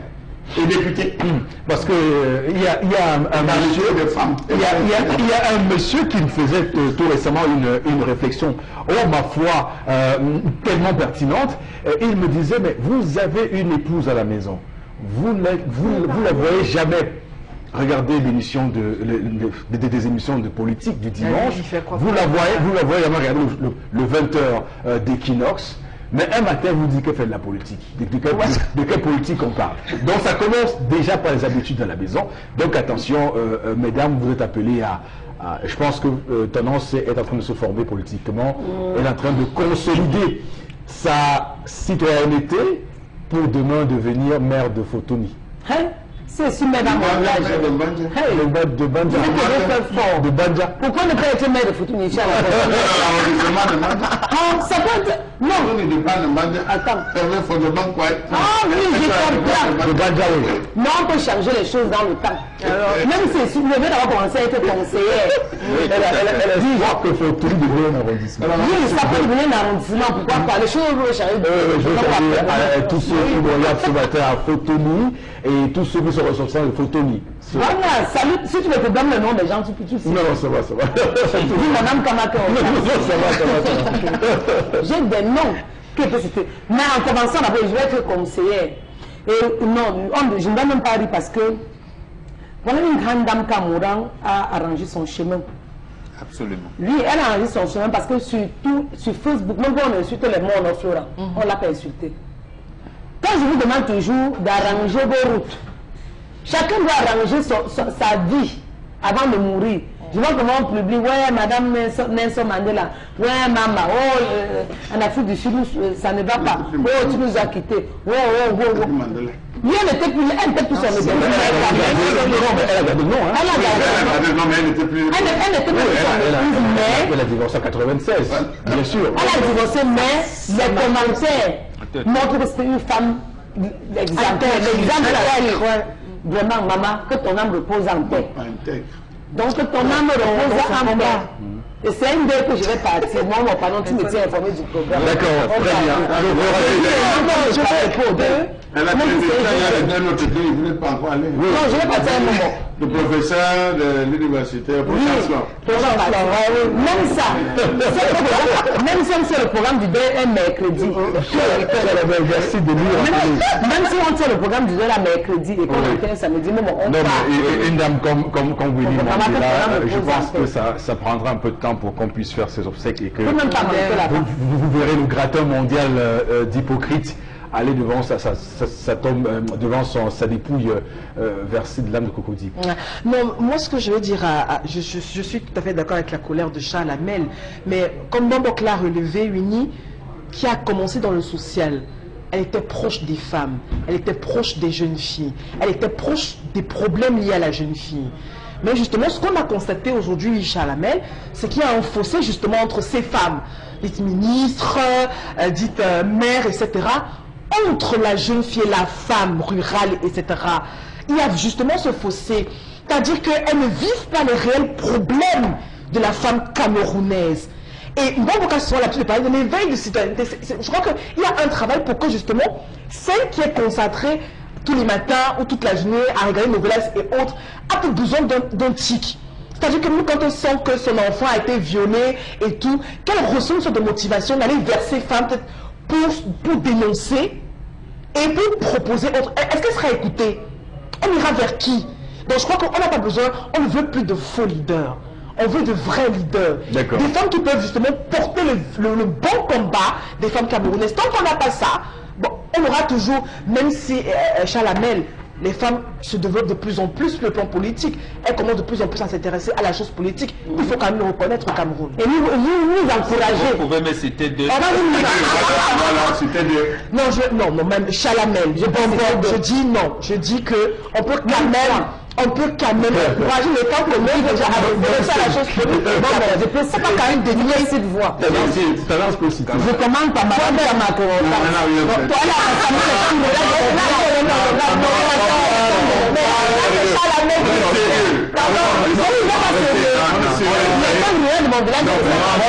On a vu Ariette Koué, et celles qui peuvent suivre peut-être Madame Kambiwa ou Kawala, mais elles n'ont pas encore donné. Depuis elles tentent seulement. Bon, oui, voilà le combat. De vrai, voilà.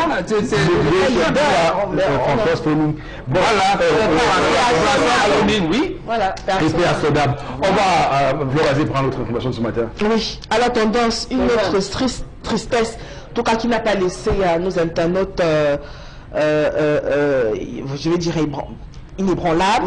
On parle de Nana.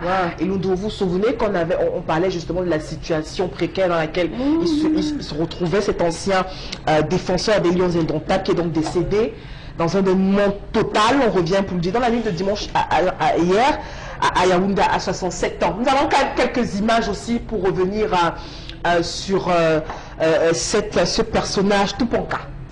J'aime bien en tout cas le thème vocal quand Charles Hamel le dit avec une Onundu donc n'est plus, on a la presse qui a relayé cette information et autres. Maintenant on attend tout simplement les obsèques, comment allons. En tout cas, il est décédé. Il était malade, il n'est plus. À quoi ça servirait maintenant, peut-être alors pendant sa maladie, pendant qu'il était dans ces moments très difficiles, il aurait peut-être voulu du soutien et autres. Maintenant qu'il n'y est plus, ça pose un problème de la reconnaissance de nos anciennes gloires. Absolument. Et en général des personnes qui ont porté le Cameroun. Je dis peut-être que c'est une belle chose qu'on n'ait pas pu filmer Bessala quand il mourait. Oui. Il était transformé en mendiant dans les ventes emportées à Yaoundé. Emblématique. Voilà, et on vous dit au Cameroun, on dit fils la patrie reconnaissante. Pour ce cas précis, non seulement c'est un fonctionnaire retraité de l'administration présidentielle, mais il a bénéficié des stages à Roger Mila et l'association de footballeurs camerounais. Il est un entraîneur de football. C'est-à-dire qu'il a le diplôme d'entraîneur de football. Et à aucun moment, on lui a confié une sélection nationale. Même pas d'adjoint. Même pas d'adjoint. Mais on a les professeurs d'EPS ont investi toutes les sélections nationales. Alors qu'ils sont encore enseignants en activité. Avec leur grade. Donc ils gagnent leur salaire d'enseignant et de professeurs dans cette école-là. On en a Lundu qui lui a le vécu. Parce que le footballeur, il nous a donné les jours fériés au Cameroun. Il a gagné les Coupes des Nations et tout. Mais malheureusement. Charles Hamel. Voilà. Tuponka. Vous voulez vraiment que je m'exprime? Oui, vraiment, en 30 secondes, vraiment. Je préfère ne pas m'exprimer. Pas parce que je ferai 30, je ne ferai pas 30 secondes, mais parce que je risque d'être grossier vis-à-vis de ceux-là qui tiennent les rênes du football, vis-à-vis de ceux-là qui tiennent les rênes du sport au Cameroun. Je risquerais d'être grossier parce qu'il y a des valeurs qu'on n'est pas censé laisser passer. On a décrié sur ce plateau le cas de Léonard Séké qui souffrait d'un cancer de la gorge. C'était dans ce studio qu'on a décrié cela. On a décrié la même chose il y a 4 mois lors du décès de Benjamin Massig. Nous avons encore décrié le statut des anciens joueurs. Bonjour, vous voulez On a évoqué également son cas tout récemment ici. Avec ses Oui, c'est pas On a évoqué son cas ici, c'est attention, il faut le sauver. Et voilà, Il a bénéficié de ces stages avec l'Mbombe Frère, l'Ndoumbe Léa. Ils sont là non seulement des anciens footballeurs, ils ont le Zénith a été volontariste sur ce sujet-là. On a presque supplié ici. On a rappelé ces faits d'armes. Vous avez dit par exemple Tupanka ici. On a dit qu'il fallait qu'on le sauve. On a C'est là où je mets un point. On a montré sa des gens comme Roger Mila. Je vais indexer des gens comme Roger Mila. Je vais indexer des gens comme Samuel Eto'o. Je vais indexer tous ces gars qui sont là-bas qui arrivent. Les dictateurs, il faut les indexer. Parce que non, oui, il faut les indexer. Il faut les indexer. Qu'avez-vous fait de nos gloires, de nos icônes, de nos figures, de nos emblèmes, de nos symboles? Parce que là, il ne s'agit pas de la mendicité. Oui. Il non seulement il a joué comme footballeur, il a les diplômes. Il a un mérite. Pourquoi ne pas lui confier des diplômes, une sélection nationale pour qu'il puisse avoir un peu de moyens? D'accord. Florence, d'autres informations, la dernière. oui, la toute dernière. On va faire défiler quelques images déjà qui font le buzz sur la toile, qui font pratiquement le tour avec cette caissière du ministère des Finances, la nommée Maguip Galia, voilà, qui était donc caissière dans ce ministère, et puis qui a ensuite avec l'argent des timbres. En tout cas, c'est cette photo d'elle, cette image d'elle fait dans le tour tendance. Hein. Vraiment que ce soit une femme justement âgée de 36 ans. Je ne sais pas pourquoi, mais les gens ont fait le lien avec son âge, sa jeunesse, et pour passer un certain message. Donc en fait, sur la toile également, elle aurait été rattrapée au Nigeria en essayant justement de traverser la frontière avec ce pactole. Donc on revient également avec des commentaires sur la toile. Vous savez, beaucoup s'offusquent. Maintenant, sur la toile, le commentaire est plutôt violent. Donc on essaie de mettre ce positionnement tribaliste entre les fils du centre qui pillent les caisses de l'État, hein, maintenant qu'elle, c'est pas justement une du centre, pourquoi on n'en fait pas tout un tabac, etc. Donc bref, c'est cette guerre qu'il y a donc sur la toile, mais aussi déjà la jeunesse, c'est un peu triste que ce soit une femme âgée de 36 ans qui fasse... Vous pensez que...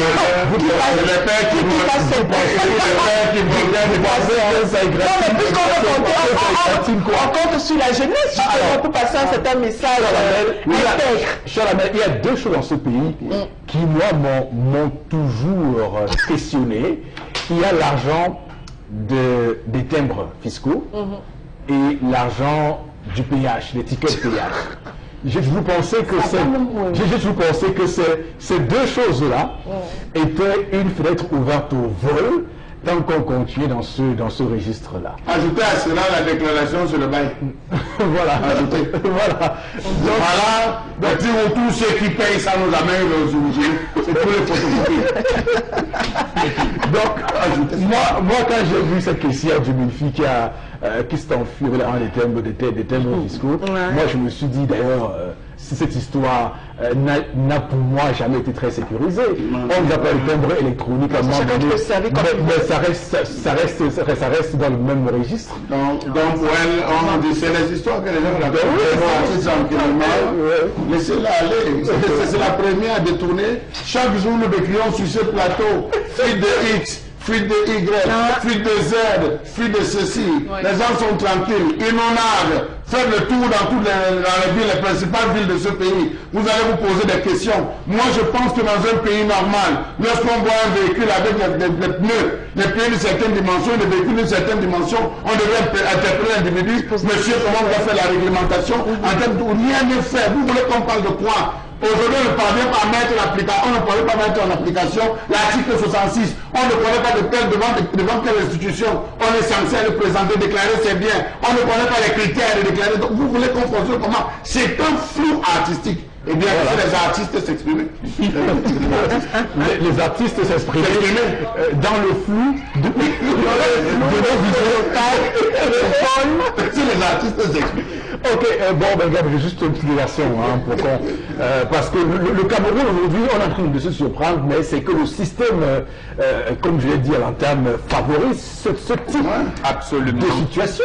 Lorsque cette histoire a commencé, je vous le dis, et qu'on interpelle le chef de l'État. Sa première interview à la télévision camerounaise a dit où sont les preuves. Et que vous-même, si vous vous amusez, un coup de tête, vous n'êtes plus là. D'accord, très bien. Merci beaucoup sur le plateau, Monsieur Ega. Merci également à vous, Florazé, pour cette revue des réseaux sociaux qui s'achève donc à l'instant. Le temps pour moi de vous inviter, Madame, Monsieur, à nous rendre ensemble. Allons-y au plateau B. Retrouver donc Consti Lamine qui va évidemment nous dérouler le concept Salaka, les modalités de livraison et la particularité du concept Salaka, évidemment. Bonjour et bienvenue. Oui, bonjour Eric, bonjour nos nombreux téléspectateurs qui nous accueillent encore ce matin. Alors je viens bien sûr ce matin pour vendre le Vonbio Oméga 3 qui est bien entendu cette véritable solution miraculeuse, cette véritable solution idéale pour la prévention des AVC, cette véritable solution qui vous permet aujourd'hui, chers téléspectateurs, de prévenir et de contrôler les AVC. C'est bien entendu le Vonbio Oméga 3. Avant donc d'entrer en profondeur de cette solution, nous allons tout d'abord revenir un tout petit peu sur la présentation du concept Salaka, parce que nous ne cessons de recevoir des appels nous demandant comment se présente le concept Salaka, quelle est la particularité de ce concept, quelles sont les modalités de livraison. Alors ce matin, je profite donc de cette belle journée du mardi 3 avril 2018 pour revenir un tout petit peu sur la présentation du concept Salaka. Alors je rappelle que le concept Salaka est un concept de communication et de vente en direct à la radio-télévision Equinox. C'est un concept qui permet aujourd'hui à plus d'une entreprise de se faire valoriser, de se faire connaître davantage. Voilà pourquoi nous ne cessons d'être sollicités par plus d'une entreprise. C'est également l'occasion pour moi ce matin d'attirer l'attention de tous les chefs d'entreprise qui nous regardent à la maison, de tous les chefs qui nous regardent dans leur bureau. Vous avez un produit stocké dans votre entreprise, vous avez des difficultés pour vous faire connaître, vous avez des difficultés pour vous faire vendre, alors n'hésitez surtout pas de contacter le concept Salaka qui aujourd'hui est un véritable commercial à grande échelle. Nous communiquons, nous vendons et nous élaborons des stratégies pour accompagner votre entreprise. Parlons bien sûr des modalités de livraison pour tous ceux qui vont commander leur Vonbio Oméga 3 ou alors d'autres produits vendus et communiqués par le concept Salaka. Il vous suffira tout simplement de passer votre commande, quel qu'en soit où vous êtes. Vous êtes dans la ville de Douala, vous êtes hors de la ville de Douala, vous êtes hors du Cameroun. C'est très simple. Vous prenez le numéro de téléphone, vous passez votre commande, soit par appel ou par SMS. Vous nous communiquez votre besoin et nous nous chargerons, bien entendu, de vous communiquer les modalités de livraison. Et il faut rappeler que depuis pratiquement plusieurs années, on a plus d'un client qui sont très satisfaits et ces clients aujourd'hui nous font confiance et ils nous recommandent d'autres clients. Alors n'hésitez surtout pas de faire confiance au concept Salaka qui est une idée originale de Consti Lamine. Parlons bien sûr de la particularité de ce concept Salaka. Il faut rappeler que tous les produits que nous vendons, tous les produits que nous commercialisons, que ce soit à la radio ou à la télévision, sont des produits de qualité supérieure, sont des produits d'une qualité capitale. C'est des produits bien sûr de très bonne qualité. Et avant de vendre un produit sur les antennes d'Equinox Radio-Télévision, nous nous assurons d'abord de la qualité du produit. Nous menons une enquête au finish. Nous pouvons maintenant nous permettre de vendre le produit comme ce matin. Nous allons vendre le Vonbio Oméga 3. Oui, c'est l'un des produits commercialisé par le concept Salaka. C'est l'un des produits distribués par le concept Salaka au Cameroun et en Afrique centrale. Je rappelle que le Vonbio Oméga 3 est bien sûr cette solution qui vous permet, chers téléspectateurs, de prévenir les AVC. Le Vonbio Oméga 3 vous permet de prévenir et de contrôler les complications du diabète. Il vous permet également de régler le taux de cholestérol dans le sang, de réduire naturellement la pression artérielle. Il vous permet également, chers téléspectateurs, de pouvoir être à l'abri de tout ce qu'il y a comme maladie, notamment cette maladie liée au vieillissement, à savoir l'Alzheimer. Donc les personnes qui amorcent déjà, c'est-à-dire l'âge très avancé, peuvent consommer sans hésiter le Vonbio Oméga 3. Je rappelle, il n'est pas risqué de le consommer, parce qu'aujourd'hui, consommer le vol Oméga 3, c'est être à l'abri de pas mal de maladies. Alors nous invitons tous les téléspectateurs qui nous regardent en ce moment de passer leur commande à nos 2 numéros de téléphone et de pouvoir être livrés, quel qu'en soit où vous êtes, quel qu'en soit le jour. Nous assurons la livraison de vos produits, c'est-à-dire des produits achetés grâce au concept Salaka. Nous allons nous permettre de retrouver le sourire et surtout le bonheur total. Merci, chers téléspectateurs, de faire confiance au concept Salaka et surtout, restez connectés sur la radio-télévision Equinox, la radio partenaire exclusive du concept Salaka. Merci beaucoup et on se dit à demain pour une autre vente sur ces mêmes antennes. C'était Constilamine au cœur du Zénith ce matin. Madame, monsieur, on vous invite à rester avec nous. Bougez pas.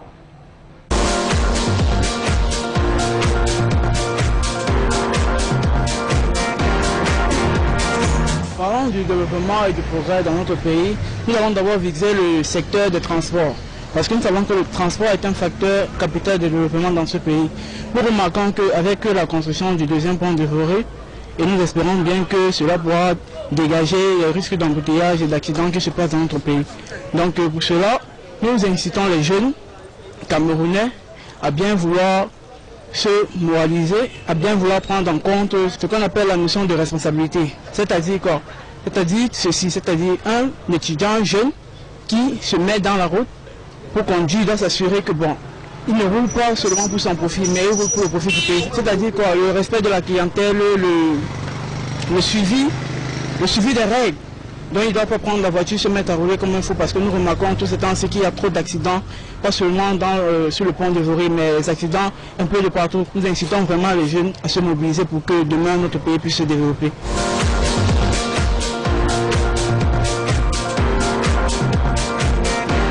Voilà pour cet élément de Cédric Chouna au cœur de cette partie consacrée à l'interpellation, faite pour le secteur des transports et en relation, on l'a tous vu avec tout ce qu'il y a comme conséquence aujourd'hui, accident de la circulation et l'engagement qu'on devait avoir pour déboucher sur des choses positives. Bon, Bengal.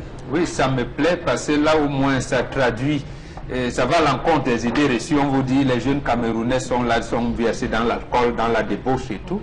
Et ça me plaît qu'un jeune... Il est reçu aussi comme les femmes qui avaient télénovelas. Non, ça c'est pas des reçus, c'est vrai. C'est vrai, c'est tout.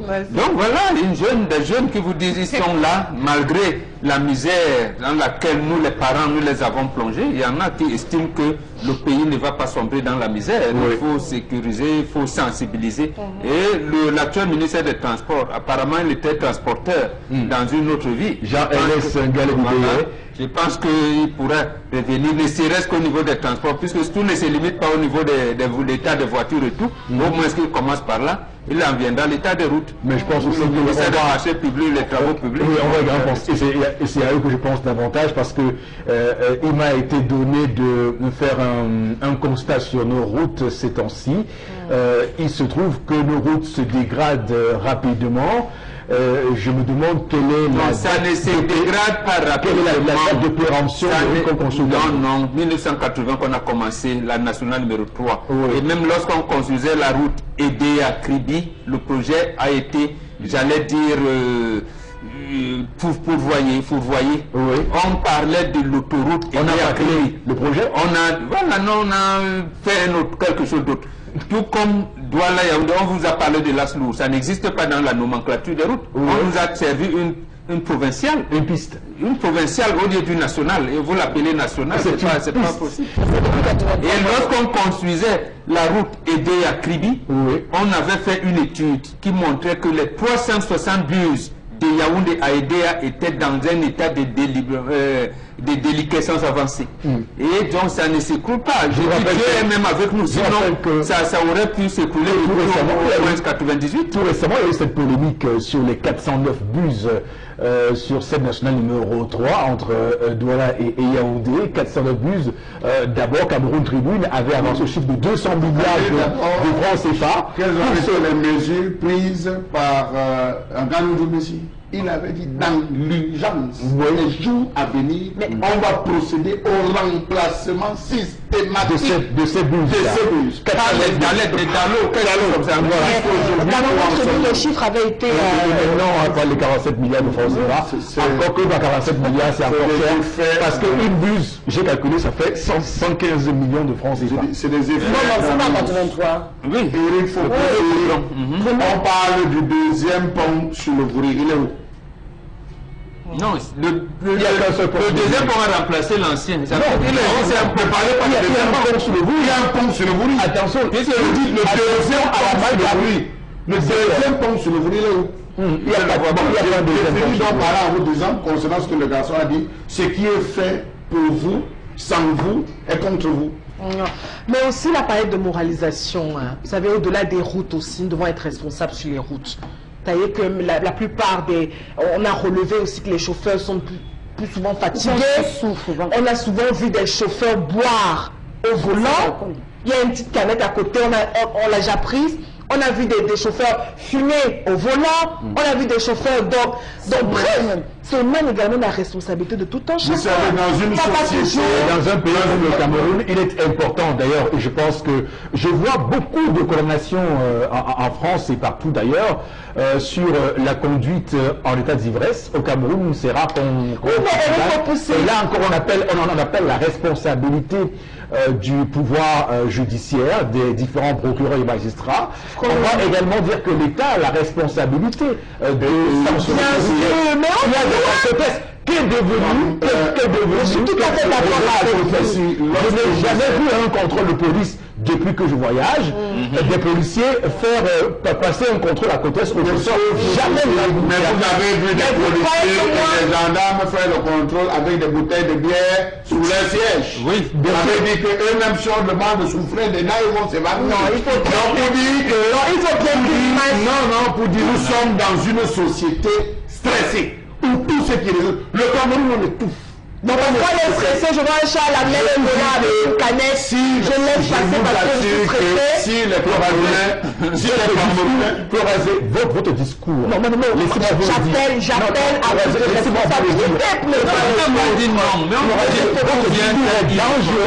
Pourquoi? Votre discours est dangereux pour les citoyens. Non, pourquoi? On est dans un bus de 70 personnes maximum.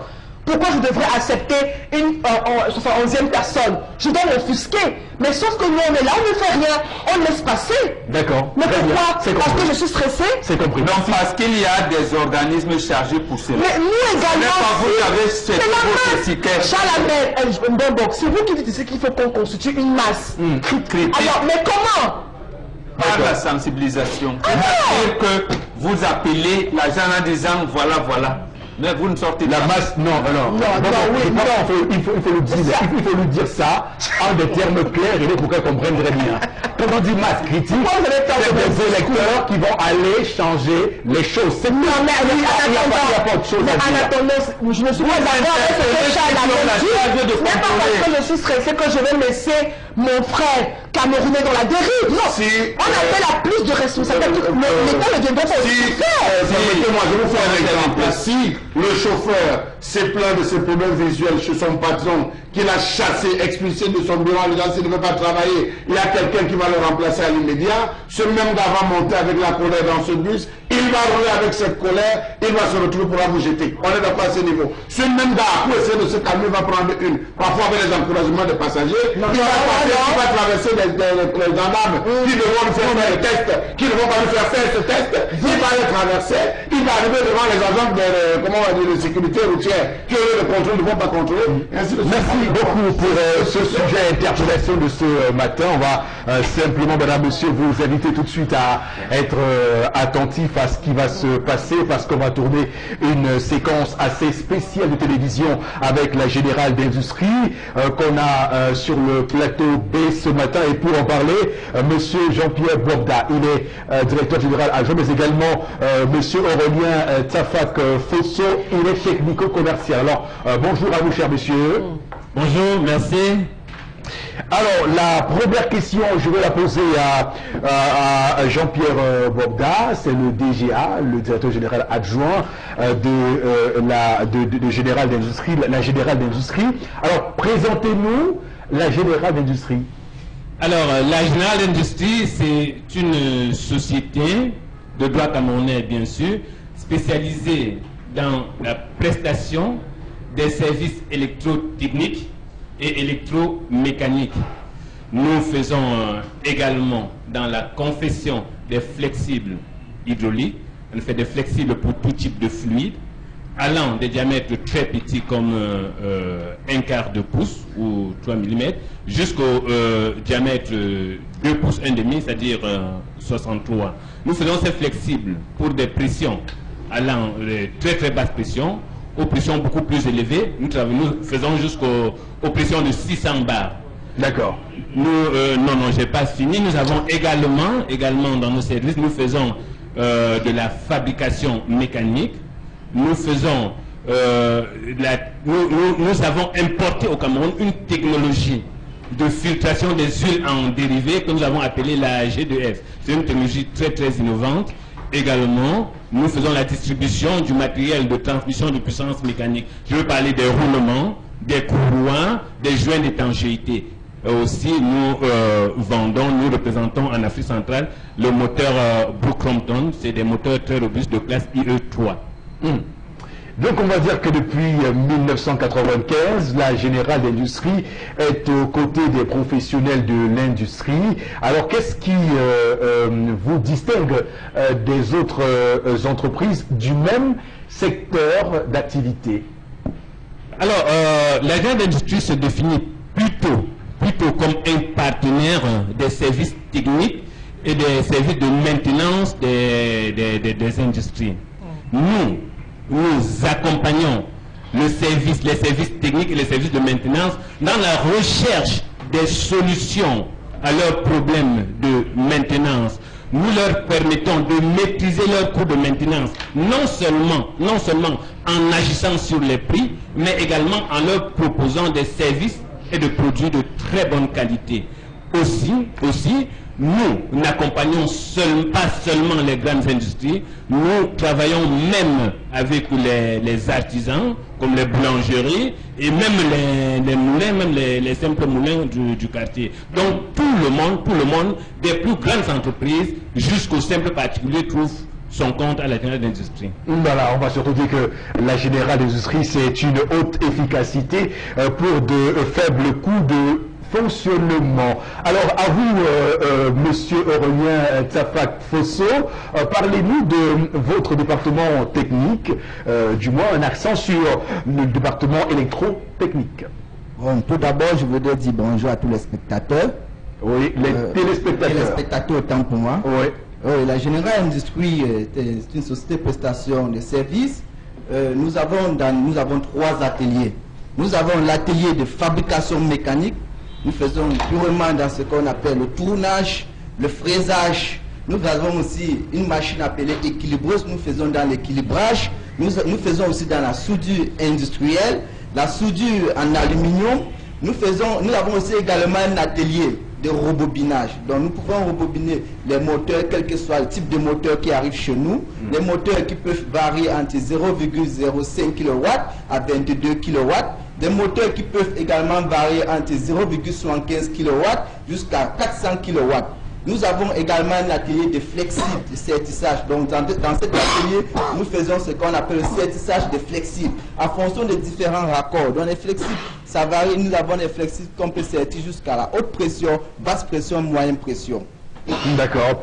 Donc on va également évoquer avec vous un autre élément très important parce que Monsieur Tsafak Fosso, vous êtes à Générale d'Industrie, représentant exclusif de la marque des moteurs Brook Crompton en Afrique centrale. Donc quelle est la particularité de ce moteur-là?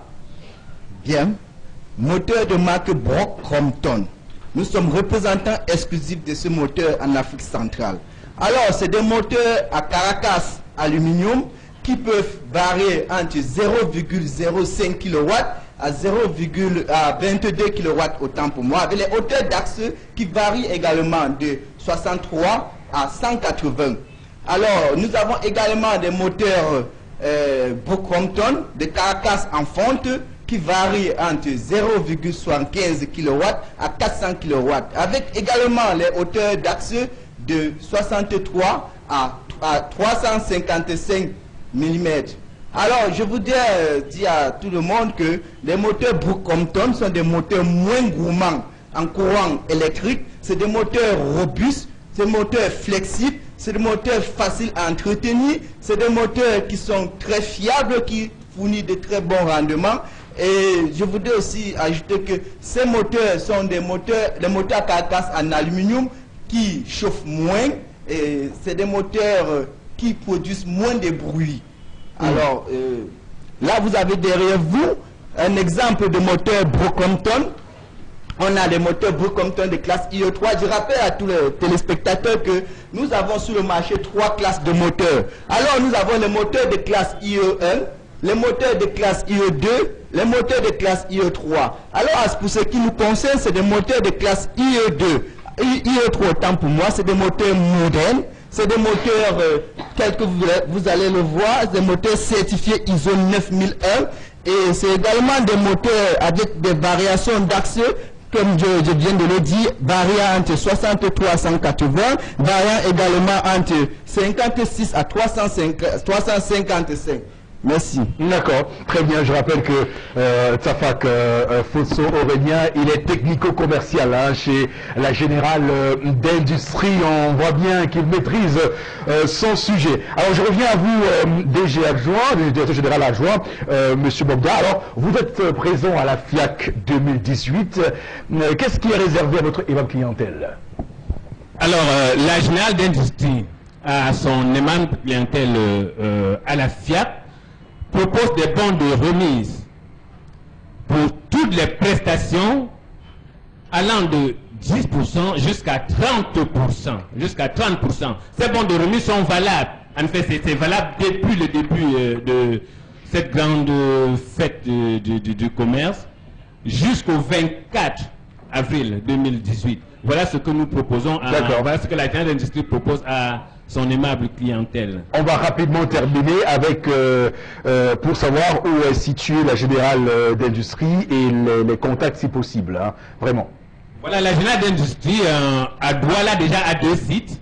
Le premier site, c'est, nous sommes les voisins de la télévision Equinox, à 100 mètres de la télévision Equinox, entre l'immeuble Equinox et, autant pour moi, entre l'immeuble Equinox et le CETIC d'Aqua.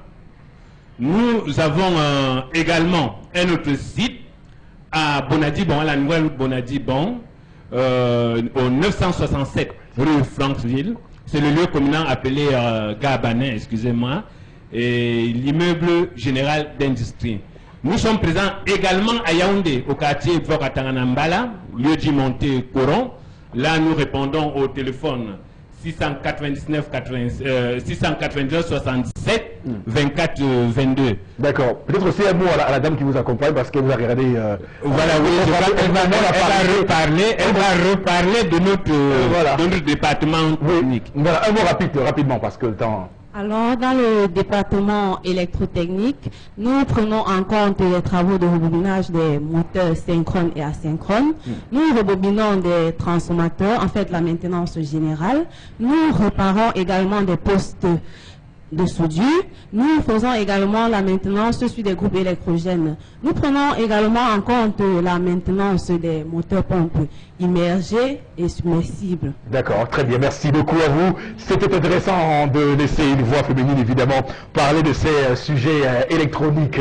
Madame, monsieur, on va tout de suite voilà, basculer à droite pour retrouver Florazé et prendre quelques messages que vous nous envoyez, chers téléspectateurs, ce matin, en réaction aux différents sujets que nous développons sur cette table, le temps que, voilà, on laisse partir nos invités commerciaux. Oui, Florazé, allez-y. Alors, Annabelle, on a Ben Obama qui pense que l'état psychologique actuel de nos conducteurs n'épargne plus personne à Cameroun. Voilà, Chalamé parlait de stress, on n'est plus en sécurité. Alors, il y a également une autre... pourquoi les femmes font ça? Laisser les hommes gérer leur famille. Enfin, je crois que c'est par rapport à l'histoire du jour. Alors, une autre, c'est pas seulement la faute de l'État, car beaucoup de Camerounais ne font pas d'acte de décès parce qu'ils veulent continuer de voler l'État. C'est Titus Abambili. Merci beaucoup. On comprend pourquoi il le dit, parce qu'il y a de nombreux fonctionnaires qui sont morts et pourtant leur salaire continue à passer à la caisse. Madame, monsieur, on vous dit merci d'être resté autant assidu sur ce programme Le Zénith. On se retrouve demain. On vous souhaite d'ailleurs de passer une très belle journée en compagnie de nos programmes sur Equinox Télévision, la meilleure télévision d'Afrique qui, au-delà de l'image, vous rencontre. Que Dieu bénisse le Cameroun.